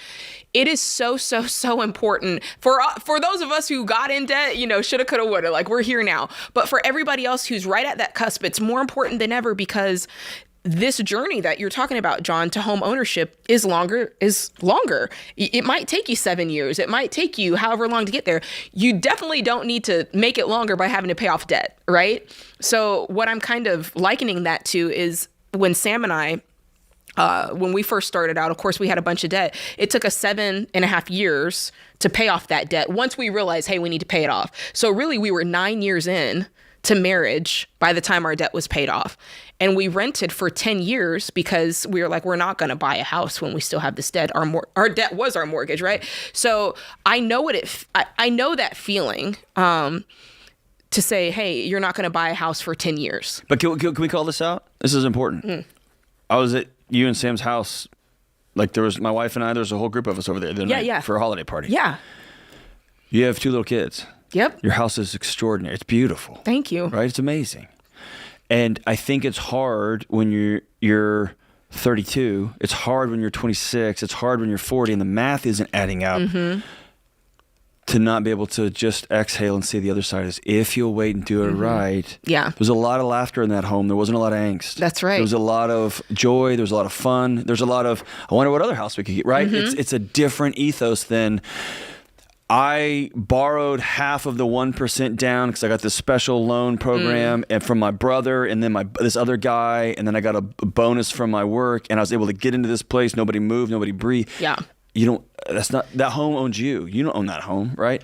That's so true. It's just a different way, but it's thinking through like. Because I was there too. I mean, I remember walking around being like, I'll never have a family. I'm never going to have a home for our family. I'm always going to be this, like begging the place where I work for help with. And it's just different now. Well, right? On the other side of it. The temptation, I think, John, is when you are in that headspace of like, is this ever going to happen? Like, feasibly, could this ever happen?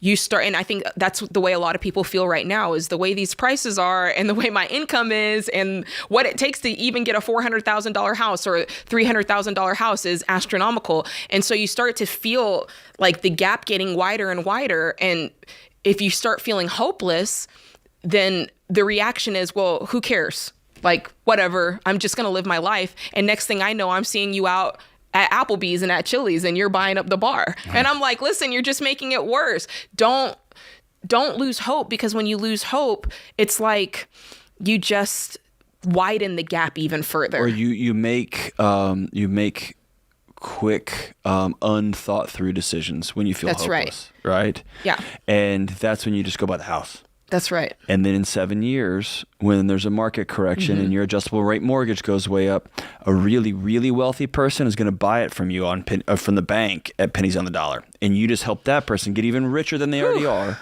right? Yeah. Because you just went. Yeah. And it's heartbreaking to me. And sometimes it's one of those things like people ask me in interviews, like, what would you tell 22-year-old you? And I just laugh and go, nothing, because that guy was an idiot. He wouldn't listen. And so I feel like sometimes we're just talking to a wall, because I remember being 27 and thinking this is never going to happen. Yeah. And that's just simply because I didn't know what it was going to be like. Yeah. You know, the time's going to pass. Right. I mean, I keep saying, I feel like I'm on repeat saying that the time's going to pass anyway. But the work in. put the work in. It makes me think of that scripture. Dave quotes it all the time. Hope deferred makes the heart sick. And a lot of us, our heart is sick because we're like, man, I had this hope, but it feels like it's never going to happen. Yeah. But if you can just strike up that desire, because it says when desire comes, it's a tree of life. So if you can have enough desire to go, I'm going to see this through. I don't exactly know what the path looks like. Like, I'm just going to keep being smart with money. There's something to be said for staying the course. I'm going to keep budgeting. I'm going to keep being smart with money. I'm going to keep setting money aside. And you will look up and you will have a nice stack of money that you've saved up. Who knows how long it's going to take, but you will look up and what used to be a mountain turns into a hill, and what used to be a hill turns into a little, just a little swoop. And you might be in a different state. Yeah. You might have different friends in your house. That's right. You might have a different job. When I was 27, yes, YouTube didn't exist. Podcast wasn't a thing. That's right, John. And so who knows what's coming down the way. Exactly. Just take the next right step. And that's such a good point. I'm a belabor this a little bit longer, because I do think this is probably helping someone. Who among us can look 10 years ago and say, I knew exactly where I was going to be 10 years later? No one. Like, you don't know where. You can guess and you can pontificate about it and say, well, in 7 years I will be here and I'll have this job and I'll live over here with this many kids. But you truly don't know. And so, especially now, if you're seeing the AI stuff coming out in our field, like, it's all going to be different in 7 years, man. I mean, but the point is, you make these plans, but you don't know what's on the other side of time. And all you can do is be consistent and do the things that you know to do. Don't grow weary in well doing, because at the right time, you'll reap a harvest of blessing. That's really what it is. And that's really what we're getting to, is just don't give up. Keep going. We know it's hard. We acknowledge it's difficult. I look at the numbers and sometimes I'm like, just that. Like, I don't know what to tell you. It's tough. You just got to be consistent. There's nothing to say, but it's similar to the grief is similar to sitting with somebody who's just lost a loved one. Yeah. You had a dream. You had a dream that you were going to drive a car that you felt safe in, that you were going to live in a nice home, and it was going to look like the HGTV generation homes that you grew up watching. Right. You had this picture of what your life was going to be. Mm-hmm. And now it's different. And so I'll sit with you. It's the worst. Yeah. But it doesn't change the math. Just as similar as I've told people who have lost a child or a parent or a loved one, they're gone. Mm-hmm. And so now what are we going to do? Right? Yeah. It's that heartbreaking moment. Here was this dream. I was going to be this and this. It's gone. And because we're looking at the numbers. The numbers are what the numbers are. The interest rates are bananas. The houses are expensive. There's very few of them that are out there. And if there is a good one at a reasonable price, it's war. I'm in that war right now, right? And so it just is what it is. I'm not going to give my integrity over. I'm not going to give over my frustration. I'm not going to make a rash decision that puts my family at risk. Right. I'm going to choose and own reality, and this is it. And then I'm going to make the next right step I can, given that set of truth. Yeah, I love that. I keep thinking, like, tactically, we're feeling this. What can we do? And it just came in my mind. I love the social media handles that focus on everybody's home is not aesthetic. Everybody's life is not aesthetic. And I love following those accounts because it makes you realize, okay, like, I can be content where I am. Like, everybody's cabinets aren't bright white with, white marble countertops. Formica won't kill you. Exactly. Linoleum won't kill you, right? And I'm like, at the very least, one of the things we can start doing is bringing more reality into our daily life and just finding ways to be content with where we're at and making sure that we're not comparing our current state with someone else's social media highlight reel state, because if that's what you're reaching for, you are going to come up short every single time. Let's be honest about that. So anyway, John, this has been great chopping it up with you. Listen, I hope that conversation was helpful for you, and I'm so grateful that you're here. We're going to do our best to help guide you guys through this, because it's not easy. The mortgage market is not easy right now. Thanks for hanging with us. This is The Ramsey Show.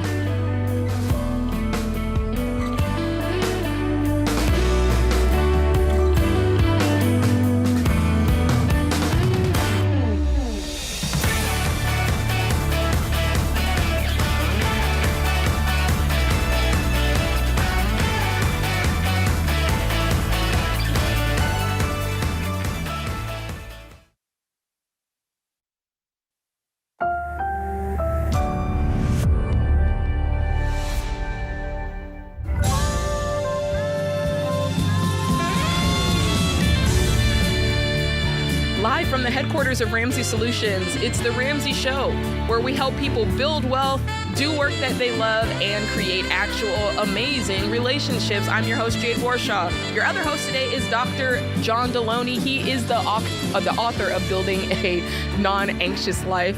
And we're your host today, so give us a call. The number is 888-825-5225. Dr. John Delony, let's just take a moment and also talk about what your show is doing.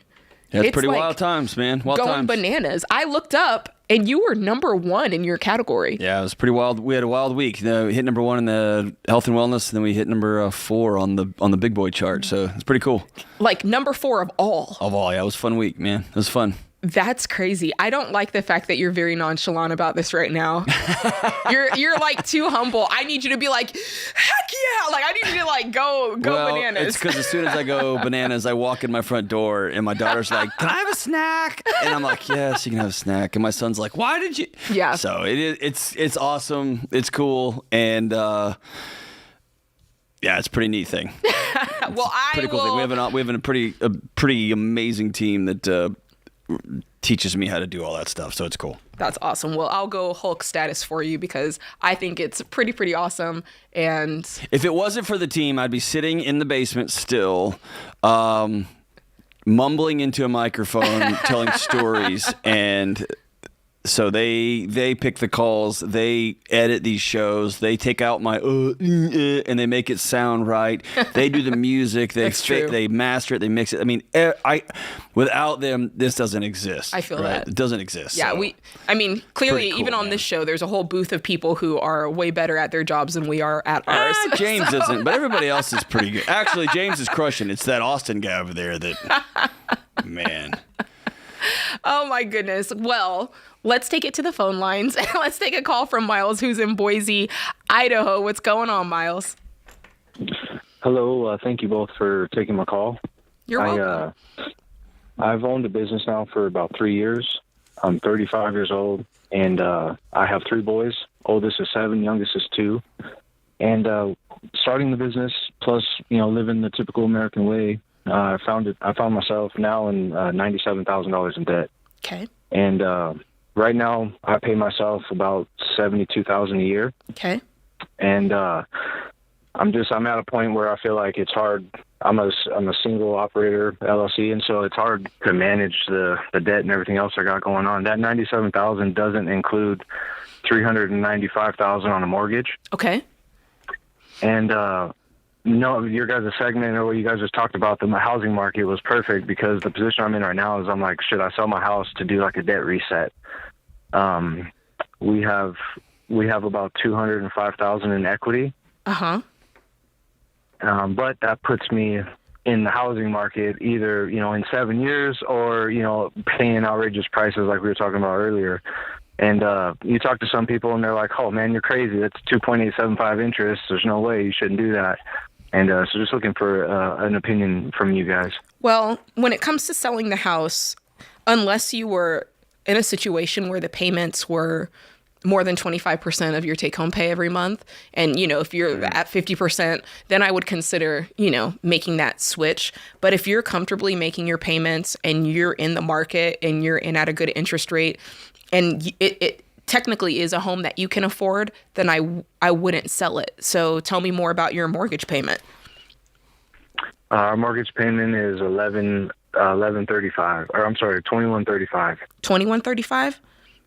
Yes. And how much every month are you pulling out in payroll for yourself? About $6,000, $6,500 usually, I guess.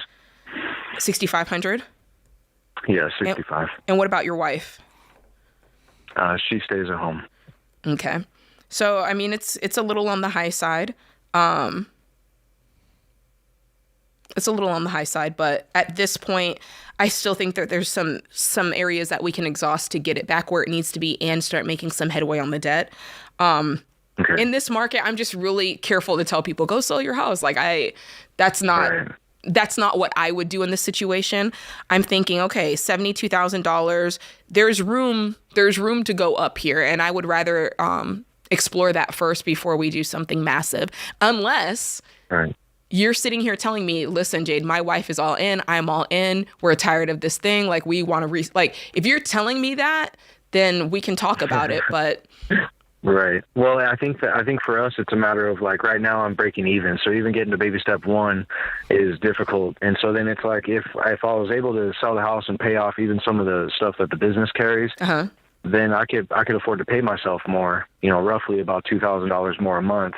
And so I'm like, well, we could have, money there, the leftover equity, plus I could pay myself more. That seems real appealing, but I don't think we haven't rented a house since like 2011 or, so it's like, I just don't know what it's like out there. And there's some fear in that. It's wild in the streets, brother. It's wild. Right. How many kids do you have? I have three kids, 3 boys. Okay. One variable that you seem to have taken off the table that may just have to come back on the table, even if just for a short season, is mama doing some kind of part-time work, at home, full-time job, doing something. It's a must. But I don't see a way forward, and it's not forever. It's for 2 years, for 2.5 years, for 18 months. But it's right. Either you give away your home or you give away one of your core values, which is mom's going to stay in with the 3 boys.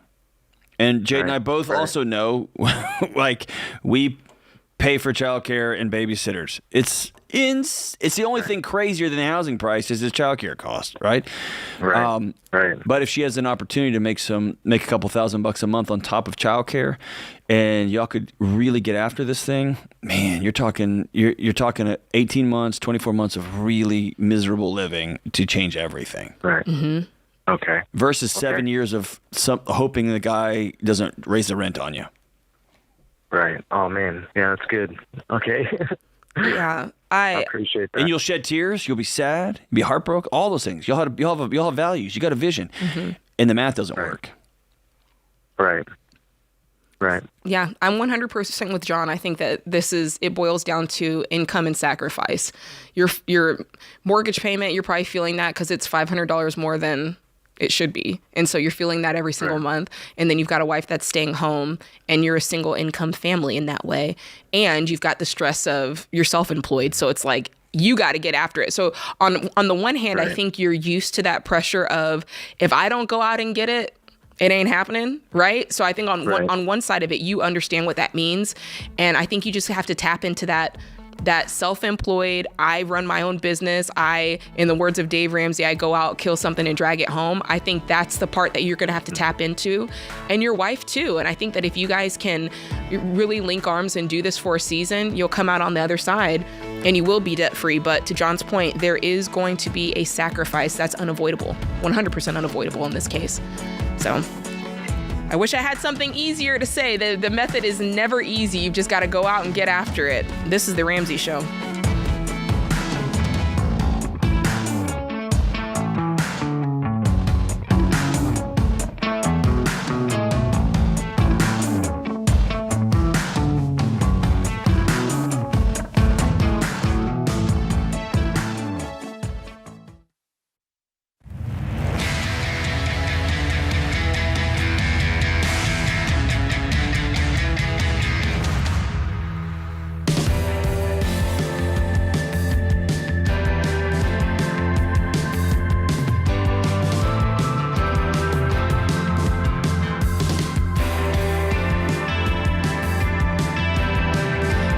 The Ramsey Show. I am Jade Warshaw. He's Dr. John Delony. We're taking your calls all hour long. The number's 888-825-5225. Let's face it, John, taxes are confusing.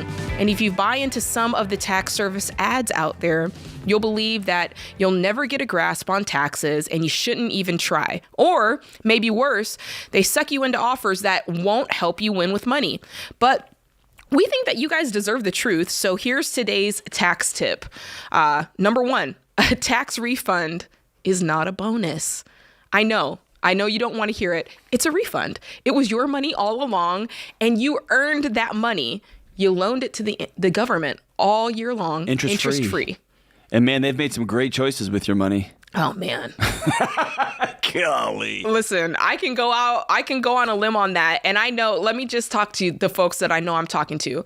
I know you like getting that tax refund because that's your trip to Disney. That is a down payment on a new car. Every year you figure that's the four-wheeler. Like every year you're like, this is my little Christmas present. This is how we get our stuff in our house. But you could probably take that money and add it back, like change your withholding, add it back into your month-to-month budget and be far more productive with it. And if you wanted to save it, you could save that money in a high yield savings account and actually get a rate of return on it. Just saying. So if you get a big tax refund, sure, you could have fun with it and spend it on stuff you don't need. But the smart thing to do is to put it to work on your current baby step, like I was just saying, then adjust your paycheck withholdings so this doesn't happen again next year, because that's money that you could use each month to pay off debt. So if you haven't already filed, make sure that you work with a service that you can trust. If your taxes are complicated, you need to get a Ramsey trusted tax pro on your side. And if you're comfortable filing your own taxes, like if you've just got, you've got that 9-to-5 job, both you and your husband, nobody's self-employed, whatever that is, you could probably do it yourself using a Ramsey Smart Tax. That would be the way to go. It's got low upfront pricing with no hidden fees and no agendas. So if you want to get into this, go to ramseysolutions.com/tax to see what's your best situation and get started. Again, it's ramseysolutions.com/tax. John, have you done your taxes yet? I was just now texting the accountant over the phone during the break here. But I for the first couple of years, I did them on Ramsey Tax, and it was amazing. Yeah. He just walked me right through it. It was pretty simple. That's good. Mine are a little too complex for that one, so I have to work with a pro. So that was a lo-fi flex if y'all didn't catch that. She actually runs businesses and is doing quite well for herself. So are you, John. I just... You're over here looking like Scrooge McDuck. I'm over here trying to... I'm like Huey, Dewey, or Louie. All right, let's take a call. We got Caitlin from Dallas, Texas. What's going on, Caitlin? Hi. Hey, what's up? What up? Oh, nothing much. Just on the show, trying to not let work find out that I'm not working. But I feel like this is a good cause. So are you like hiding out in a stall? Are you working from home? I have a pretty hybrid position, so I kind of can set my own schedule in terms of where I'm at. So, yeah, this is why hybrid work is going away, Caitlin, right here. Well, she's changed her name, so no one... Don't use your real name. No one will know you're here. There you go. All right, so what's up? I'm using my lunch break. Let's do that. There you go. How can we help? So I have probably a pretty basic question, but I just hear so many conflicting opinions, and I would just love a more personalized approach to it, I guess. So Sure. My car was totaled, and I got about $10,000 from the insurance settlement. So now I'm wondering, I guess, how much car I can afford. I have about $15,000 in savings, but I would like to not touch that because it's kind of my emergency fund / down payment later on. And so I'm kind of in between. I don't really care about cars that much, but I have always wanted probably the most impractical car that y'all could think of, a Volkswagen Beetle convertible, which I hear all the stories about those, but I feel like if I'm going to have it at any point in my life, it would be most practical to have it while I'm young and don't have any other obligation. Here's why you're awesome, Caitlin. Here's why you're awesome. You've called us and you've been like, all right, here's the deal. I want to make like 9 terrible decisions.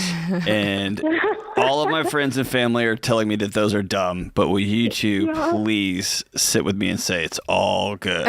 Caitlin. Exactly. All these choices are terrible, Caitlin. Caitlin, if when it's said and done, you have $10,000, you have $10,000. And okay. An emergency is, I don't know, when you total your car. That's what your emergency fund is for. That's what true. it's for. But if she wants to keep that for her down payment and she's got $10,000, I know a lot of great $10,000 cars out there that you can buy in cash. No, but this is important, Jade. Caitlin, hold on. I'll fight this fight for you. It has to be a Volkswagen convertible Bug. Thank you. Yes. Thank you. That starts with a rope pull. I know. How I know much do Dave's those cost? A car guy. I'm sure he loves that one. We're all car people, but we also aren't into like children's cars masquerading as adult cars. That's the thing. What does the car cost? Like, what year were you trying to buy? What were you trying to spend on this? Based on my, little bit of research that I've done so far, the best years are 2014 and after, because supposedly they got rid of a lot of the complications that they're kind of known for with those years. How much does a 2014 cost? It depends on mileage, and that's the thing. I would want something. With my previous car, I was planning on driving it until it just could not go any farther.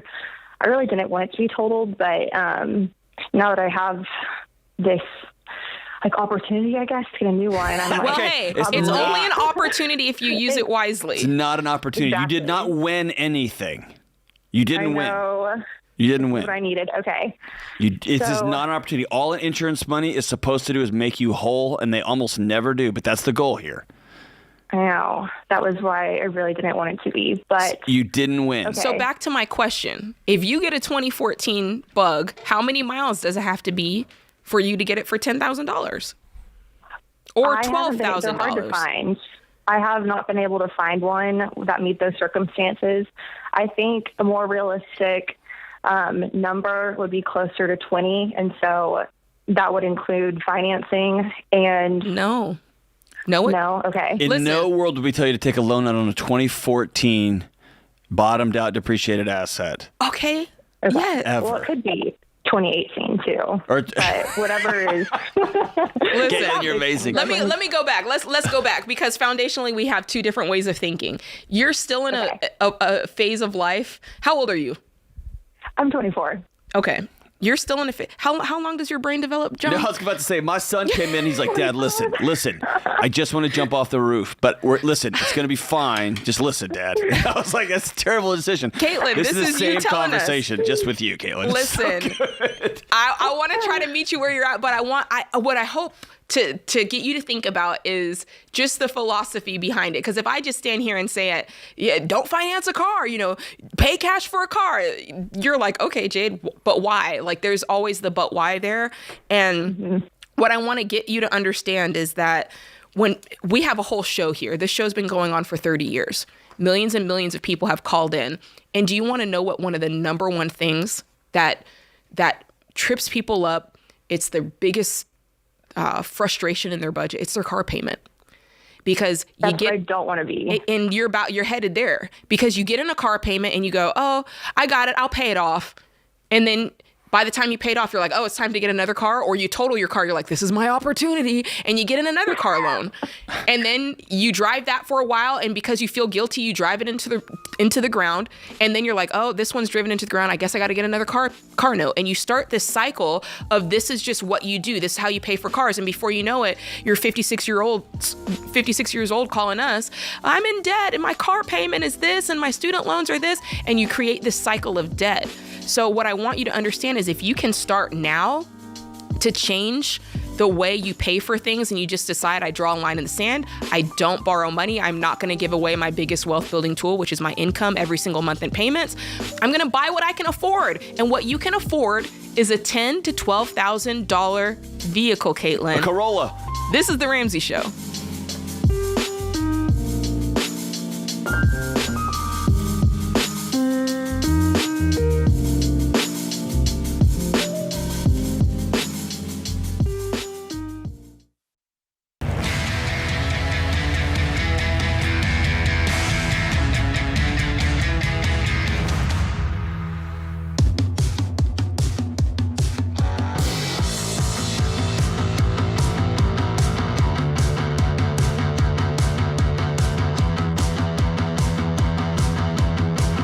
This is The Ramsey Show. I'm Jade Warshaw. This is Dr. John Delony. Hey, give us a call. The number is 888-825-5225. We'll talk about your life, your money, whatever it is that's going on in your life. We'd be happy to share our opinions with you. All right, let's go to the phone lines. We got Elizabeth in Santa Cruz, California. What's going on, Elizabeth? Hi, Jade and John. My question is, does it make sense to accept a gift of $1 million from my in-laws to purchase a house? And I can dive into some more context. I'm happy to accept it on your behalf if you don't want it. $1 million. $1 million. Woo. Yeah, tell us more about it. I need to know more. My husband and I are in our late 20s. Our income is $194,000 per year. We have no debt. and we would like to start a family in a couple of years. We would anticipate our income dropping down to $120,000 if I reduce my hours to take care of a baby. If the gift didn't exist, we would just keep renting and saving for 5 more years while my husband finishes a PhD, and then we would move somewhere more affordable because, we really don't ever anticipate being able to buy a house in Santa Cruz, California. However, my in-laws offered to give us this $1 million as a gift specifically to buy a house here in Santa Cruz. And that money is coming from my husband's deceased grandmother's trust. I guess I'm just concerned that a $1 million house in our financial context is just a little out of proportion, and it really would be nearly 100% of our net worth, even though it's just a normal house, like a 3-bedroom, nothing too crazy. It's just that it's Santa Cruz. Right. You're in an inflated market for sure. Yeah. My question is, okay, so this is from Grandmother's Trust. Was this money that was going to be his? They're just giving it to him early, or no? Or it truly is a gift. It is theirs, and it would be a gift. Mm-hmm. And go ahead, John. What are the strings attached to this? Are they cool? I mean, if it has to be in Santa Cruz. If my in-laws said, "Hey, we would like to bless y'all with $1 million to buy a house," my in-laws are amazing. There'd be no strings attached to it. I would gladly accept that gift. Yeah, I know many who don't. Or like Jade said, I'm going to give you $1 million to buy a house, but you'll buy it in the zip code I tell you you're going to buy it in. And if y'all ever get transferred or moved, that's our money that we're going to extract from the sale of this. You see what I'm saying? Yeah, I wonder about that. That's where it gets really, really messy. So I think it just depends. Right. How much of this trust is this $1 million? Is it a $50 million trust, and this is just one of the millions? Yeah, I want to know that. To be honest, I'm not sure the full amount, but I think it's less than a fifth. Less than a fifth of it? Okay. So it's a lot of money. So nobody's starving here. No. Okay. Let me ask you this. Just level with us real quick. How does that make you feel? Because this is a little bit different from what John said, but I don't even know what that looks like. And I feel like I would be so overwhelmed by a gift like that. It might be hard to take. How do you feel? Does it make you be like, yes, we hit the jackpot? Or are you like, oh, my. Like, I don't know. What do you think? I am intimidated. Just imagining our net worth like ballooning and exploding like that overnight fills me with some anxiety. I would just want to take care of that money very well. And be a good steward of it. Can I ask you where that anxiety comes from? Is it because those people are the ones that have $1 million, not people like us, right? Maybe a little bit of a feeling of ill-gotten gain somehow. Well, can I interject? Because there is part of this that, and you can tell me at any point, Elizabeth, if you're like, no, that's not what I mean. But like, there is something to be said for when you walk step by step and you gain, you're growing and you're gaining your net worth little by little, as opposed to it's like a toddler waking up and being 17 all of a sudden. Right. As opposed to, we see folks who win the lottery and they're like, I just won the lottery, and they're all excited, but then you talk to them 5-10 years later and it's busted. So I could see where there's some anxiety there. Why is this different from that, John? Well, or is it different? I remember a great theologian once said that sometimes people can be as proud of the things that they don't have as people are of the things that they do.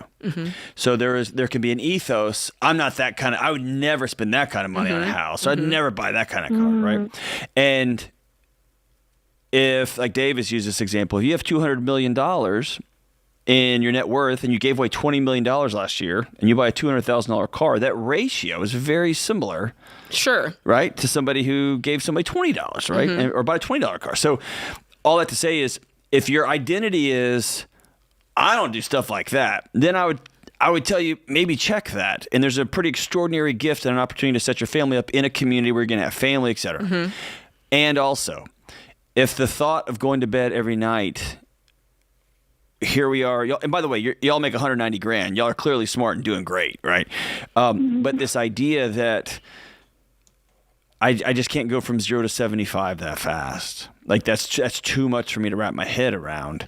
Then gently decline and say, no, thank you. What if you just said, hey, $1 million feels overwhelming. Is there a way that we could, we've been trying to save for a down payment. Can you help us get to the down payment that we've been trying to afford? Maybe there's somewhere in the middle. Or maybe where they you can buy have the a house great and you gift. rent from them. Oh, no, I don't like that. You don't like that? No. All right. I don't know why. I feel like that's even more tangled because they're still renting. Yeah. If you have a great relationship with them, I wouldn't lose sleep over taking the money. But I'd want everything clear. Like if we decide to sell this house, is this a gift? Is this a loan? Is this a down payment? I want all that in writing. I want all that clear. I want everybody to have all hearts clear before we make a big decision like this. But if there's a second of hesitation when it comes to strings or I just feel gross about it, then just say no, thank you. What's your husband think? I think he's also a little bit anxious about being able to maintain and take care of a $1 million house on our income. Wouldn't you be paying cash for it? So you wouldn't spend more than $1 million, right? And it's a Santa Cruz house, so it's probably 1,700 square feet, 3 bedrooms, 1 bath, right? Yep. So you're just mowing the lawn. So you're mowing the lawn. And the roof's going to be the roof, right? So you make $200,000 a year. Y'all could cover the repairs and things on a house like that. Okay. I'm feeling better about it already. Okay, good. But listen to your husband's intuition. If he knows his mom and dad, and he knows, oh man, if they give us $1 million, we're going to hear about this every Christmas, every Thanksgiving, for the rest of our lives. Basically, for $1 million, they're buying our loyalty. They're buying their grandkids. Like in proximity, like I don't want to be on the hook to anybody. Listen, you can look back. You can look back on the track record. Let's play that out. Are they generous people? Are they always giving gifts? Big or small? How have they been? Whenever they've offered a gift, or is this their first time? Because this is worth noting. If they are also receiving a windfall for a first time, they may not know how they're going to be as gift givers. Does that make sense? Like let's just pretend if I won the lottery today and I'm like, ooh, I won the lottery. I'm going to help my whole family out. And I start giving away $1 million to each of them. I might go into it thinking that I won't have any strings attached. But because I've never tested that before, you might realize, dang, $1 million, it does have an emotional hold on you, and you do have an expectation for what they'll do. You're gonna pick up the phone and be like, "You're not buying that car." Yeah. It's like, whoa. Yeah. Yeah. So there is part of this that you do need to consider. Like, were your in-laws already wealthy people and they've already been generous, or is this new for them? So these are I like this conversation. I do too. It's a fun conversation, and it's such an obnoxious amount of money, right? For most of us, it might happen at $10,000 or $2,000 or $500 or whatever. But I think that idea about strings and can y'all sleep at night is good. And I also like, man, if it's your ego holding you back, check that. Ooh, if it were me, she can do what she wants. This is not a right or wrong answer. I feel like I'd be comfortable with taking the down payment on the house that we would have bought, that we would have been able to afford, right? You're just getting there a little bit sooner. I feel like that's fair and the safe option. I'll take the $1 million, Alex. This is The Ramsey Show.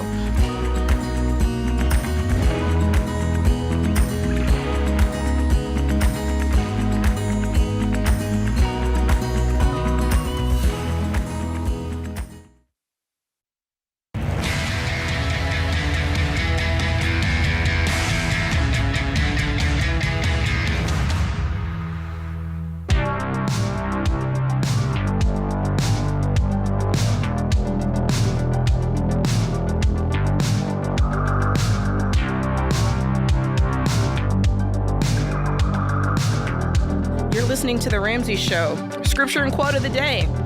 Trust in the Lord with all your heart and lean not to your own understanding. In all your ways acknowledge him, and he shall direct your paths. That's Proverbs 3, verse 5 through 6. Then Maya Angelou said, forgive yourself for not knowing what you didn't know before you learned it. That's perfect for this show. So many folks call in, John, and it's like, man, if if I had only known better, and we're kind of living that like rear view mirror, shoulda, coulda, woulda. It's like you can't change what you did. All you can do what are you is going to do now? What you do next. Yep. That's right. Man, let's go straight to the phone calls and the phone lines where we got Nick in Salt Lake City. What's up, Nick? Hey, so I just had a question for you guys. So me and my wife are looking to buy our first home, and it would be around 30% of our take-home pay, but it has a base in apartment, so that's with the rental. So without the rental, it's like about 55% of our take-home pay, but with the rental, it's only about 30. Is that like a risk willing to, like a smart move to make, or is it not? I would not. I wouldn't. The only way that this makes sense is if I can afford it both ways, because if something happens and your renter is messed up, or you have a renter and they mess up the place and you got to kick them out, and then you have to have repairs done, and so no one can rent it for a while, you're up a creek, and you do not want this to be at 55% of your income. Does that make sense? Okay. So, yeah, we go ahead. Sorry, I was just going to say we can make it like work for a couple months if we didn't have renters or anything like that, and we have a decent amount of savings, so we'd still have around $50,000 left in savings. So if anything did happen, we'd be able to cover that. And then another thing is like my income is going to double in about the next 2 years. Okay. So it's kind of like we'd buy now and then be able to kind of afford it, be a little house poor for a couple of years, and then like we'd be. Yeah, two things, brother. Listen, number one, we would not have a show. We wouldn't exist. This 1,000-person company would not exist if everybody's plans always worked out. Whether it's marriage, who they're dating, the car's going to appreciate, the house is going to go up, my job's going to double. Like, people make decisions based on things they think they project into the future, that if they think it's going to happen, it doesn't. Here's the other thing. I'm just going to make up some wild story here, okay? Let's pretend, I don't know, some mysterious illness just made its way across the globe, and governments all over the world just went bananas and hit the brakes on everything and shut it all down. And then in a particular country across the nation, there was rules that went out overnight that said you can't evict anybody for 1 month, 6 months, a year, 2 years. Mm-hmm. And they don't have to pay rent. Yeah. Right? And if that, I mean, just imagine if that were to happen. Now, I know I'm being kind of crazy there, but that, like, Jade and I just took that call over and over and over and over and over again. And so, dude, I know you want it. You've probably found the place. It probably feels so good. Partridge in a pear tree. You can't afford it, man. Yeah. It just is what it is. Yeah. I mean, you used the word house poor. And I think that it's probably easy to say in your mind what you think that will feel like, and to say, oh, it's okay if we're house poor for a couple of months. I'm like, if you've never experienced that, you do not want to experience that. That is so stressful. It is such a negative impact on your relationships. And my thing is like, listen, if you're so sure that your income is going to double in the next 2 years, then just wait 2 years. Yeah, party, man. It's going to go. It's going to double. What do you do for a living? It's kind of a niche job. I do automotive interior repairs for used car dealerships. So I'm going to buy it out. It's just a family business. I'm planning on buying that out in 2 years. So.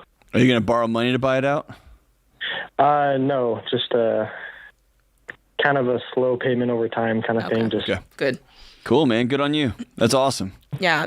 To be clear, don't buy this house. Yeah, don't buy this house. You can't afford it, man. I want you to have it, but you just can't afford it. And I love the idea. Like, I think it's cool if you have a situation where you've bought the house and you've got the apartment rental, but I think what makes it even cooler is if you can afford it on your own. It's almost like having roommates, right? Like, you don't want to move into an apartment and say, I can only afford this apartment if I have a roommate. And you know, or I'll buy this house and I'll have a roommate, and you can only afford it with the roommate, because you're up a creek if something happens. And so I'm standing on that. So we love you, Nick. That's a good way to put it. So thank you. You're welcome.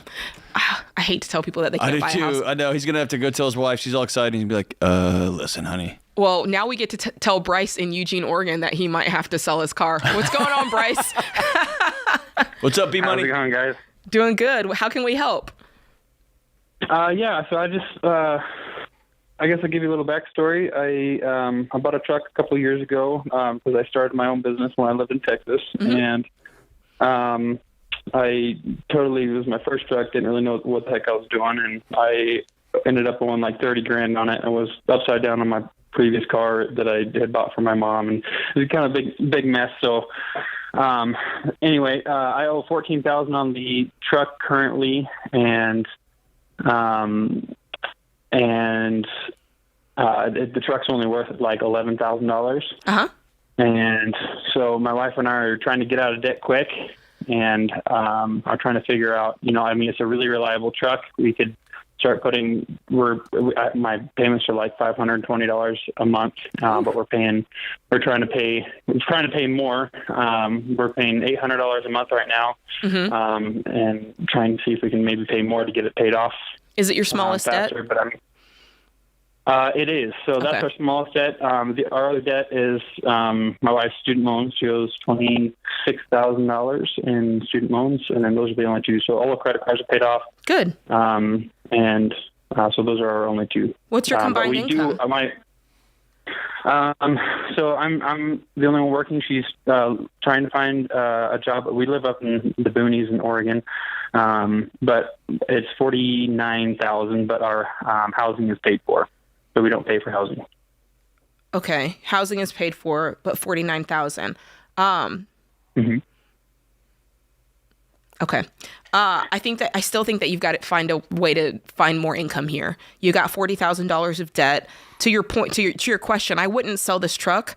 If you can pay it off, I think you can pay it off in a year if you really get after it. It's $14,000, and it's not worth, going through the rigmarole of, trying to sell an upside down vehicle and doing all that. I think that it's low enough, and it's, it's not like you have a bunch of other debts that go along with it. And so for that reason, I'd say just, it's reliable. You've had it for a while, just pay it off, and I think you're good. So the housing that's paid for, what does that amount to? Oh, when you say like what what's is it worth, amount, dollar for dollar? In this area, probably $1,400 a month, just in rent. But we don't pay for electricity or water, so I don't know, probably $1,600 a month. So it's worth about $15. Okay. Yeah. Either way, I just think I would find ways to get your income up in order to do this quicker. I think that if you didn't have debt, you might be able to kind of rest on your laurels a little bit and be like, all right, we've got this cool deal through our work, but I want you in a situation that your income is sustainable, even if, does that make sense? Like, even if that's not part of it. And I feel like $49,000 would not be sustainable in that situation. And even if it were $55,000, right, I'd still be saying, let's get that up to the national average at the very least, is what I'd be looking to do. So to your point, I think you're doing right. You're paying off your truck. It's the smallest debt. You're paying as much extra as possible. If you want to make that go faster, you got to increase that income. How's that land? That's awesome. And I guess one other thing that, I'd have a question is that we have, my heart is to buy houses and flip them and potentially rent them, and that eventually be my full-time job. So obviously I think, in my mind, we need to get completely paid off of our debt. And then, if I'm understanding everything correctly, I need to save 30% to buy the first house. For your personal residence, you're putting 20% down, as much as you can, honestly. 5 to 20% is usually where most people land. If you can put more, that's excellent. But just understand that moving forward, if you want to buy real estate, after you've purchased your personal residence and paid it off, now you're buying real estate in cash. And that's a very different equation, which is all the more reason to pay off this debt and start getting your income up. Because if you're saving up to pay cash for real estate, you got to get some money coming in. This is The Ramsey Show.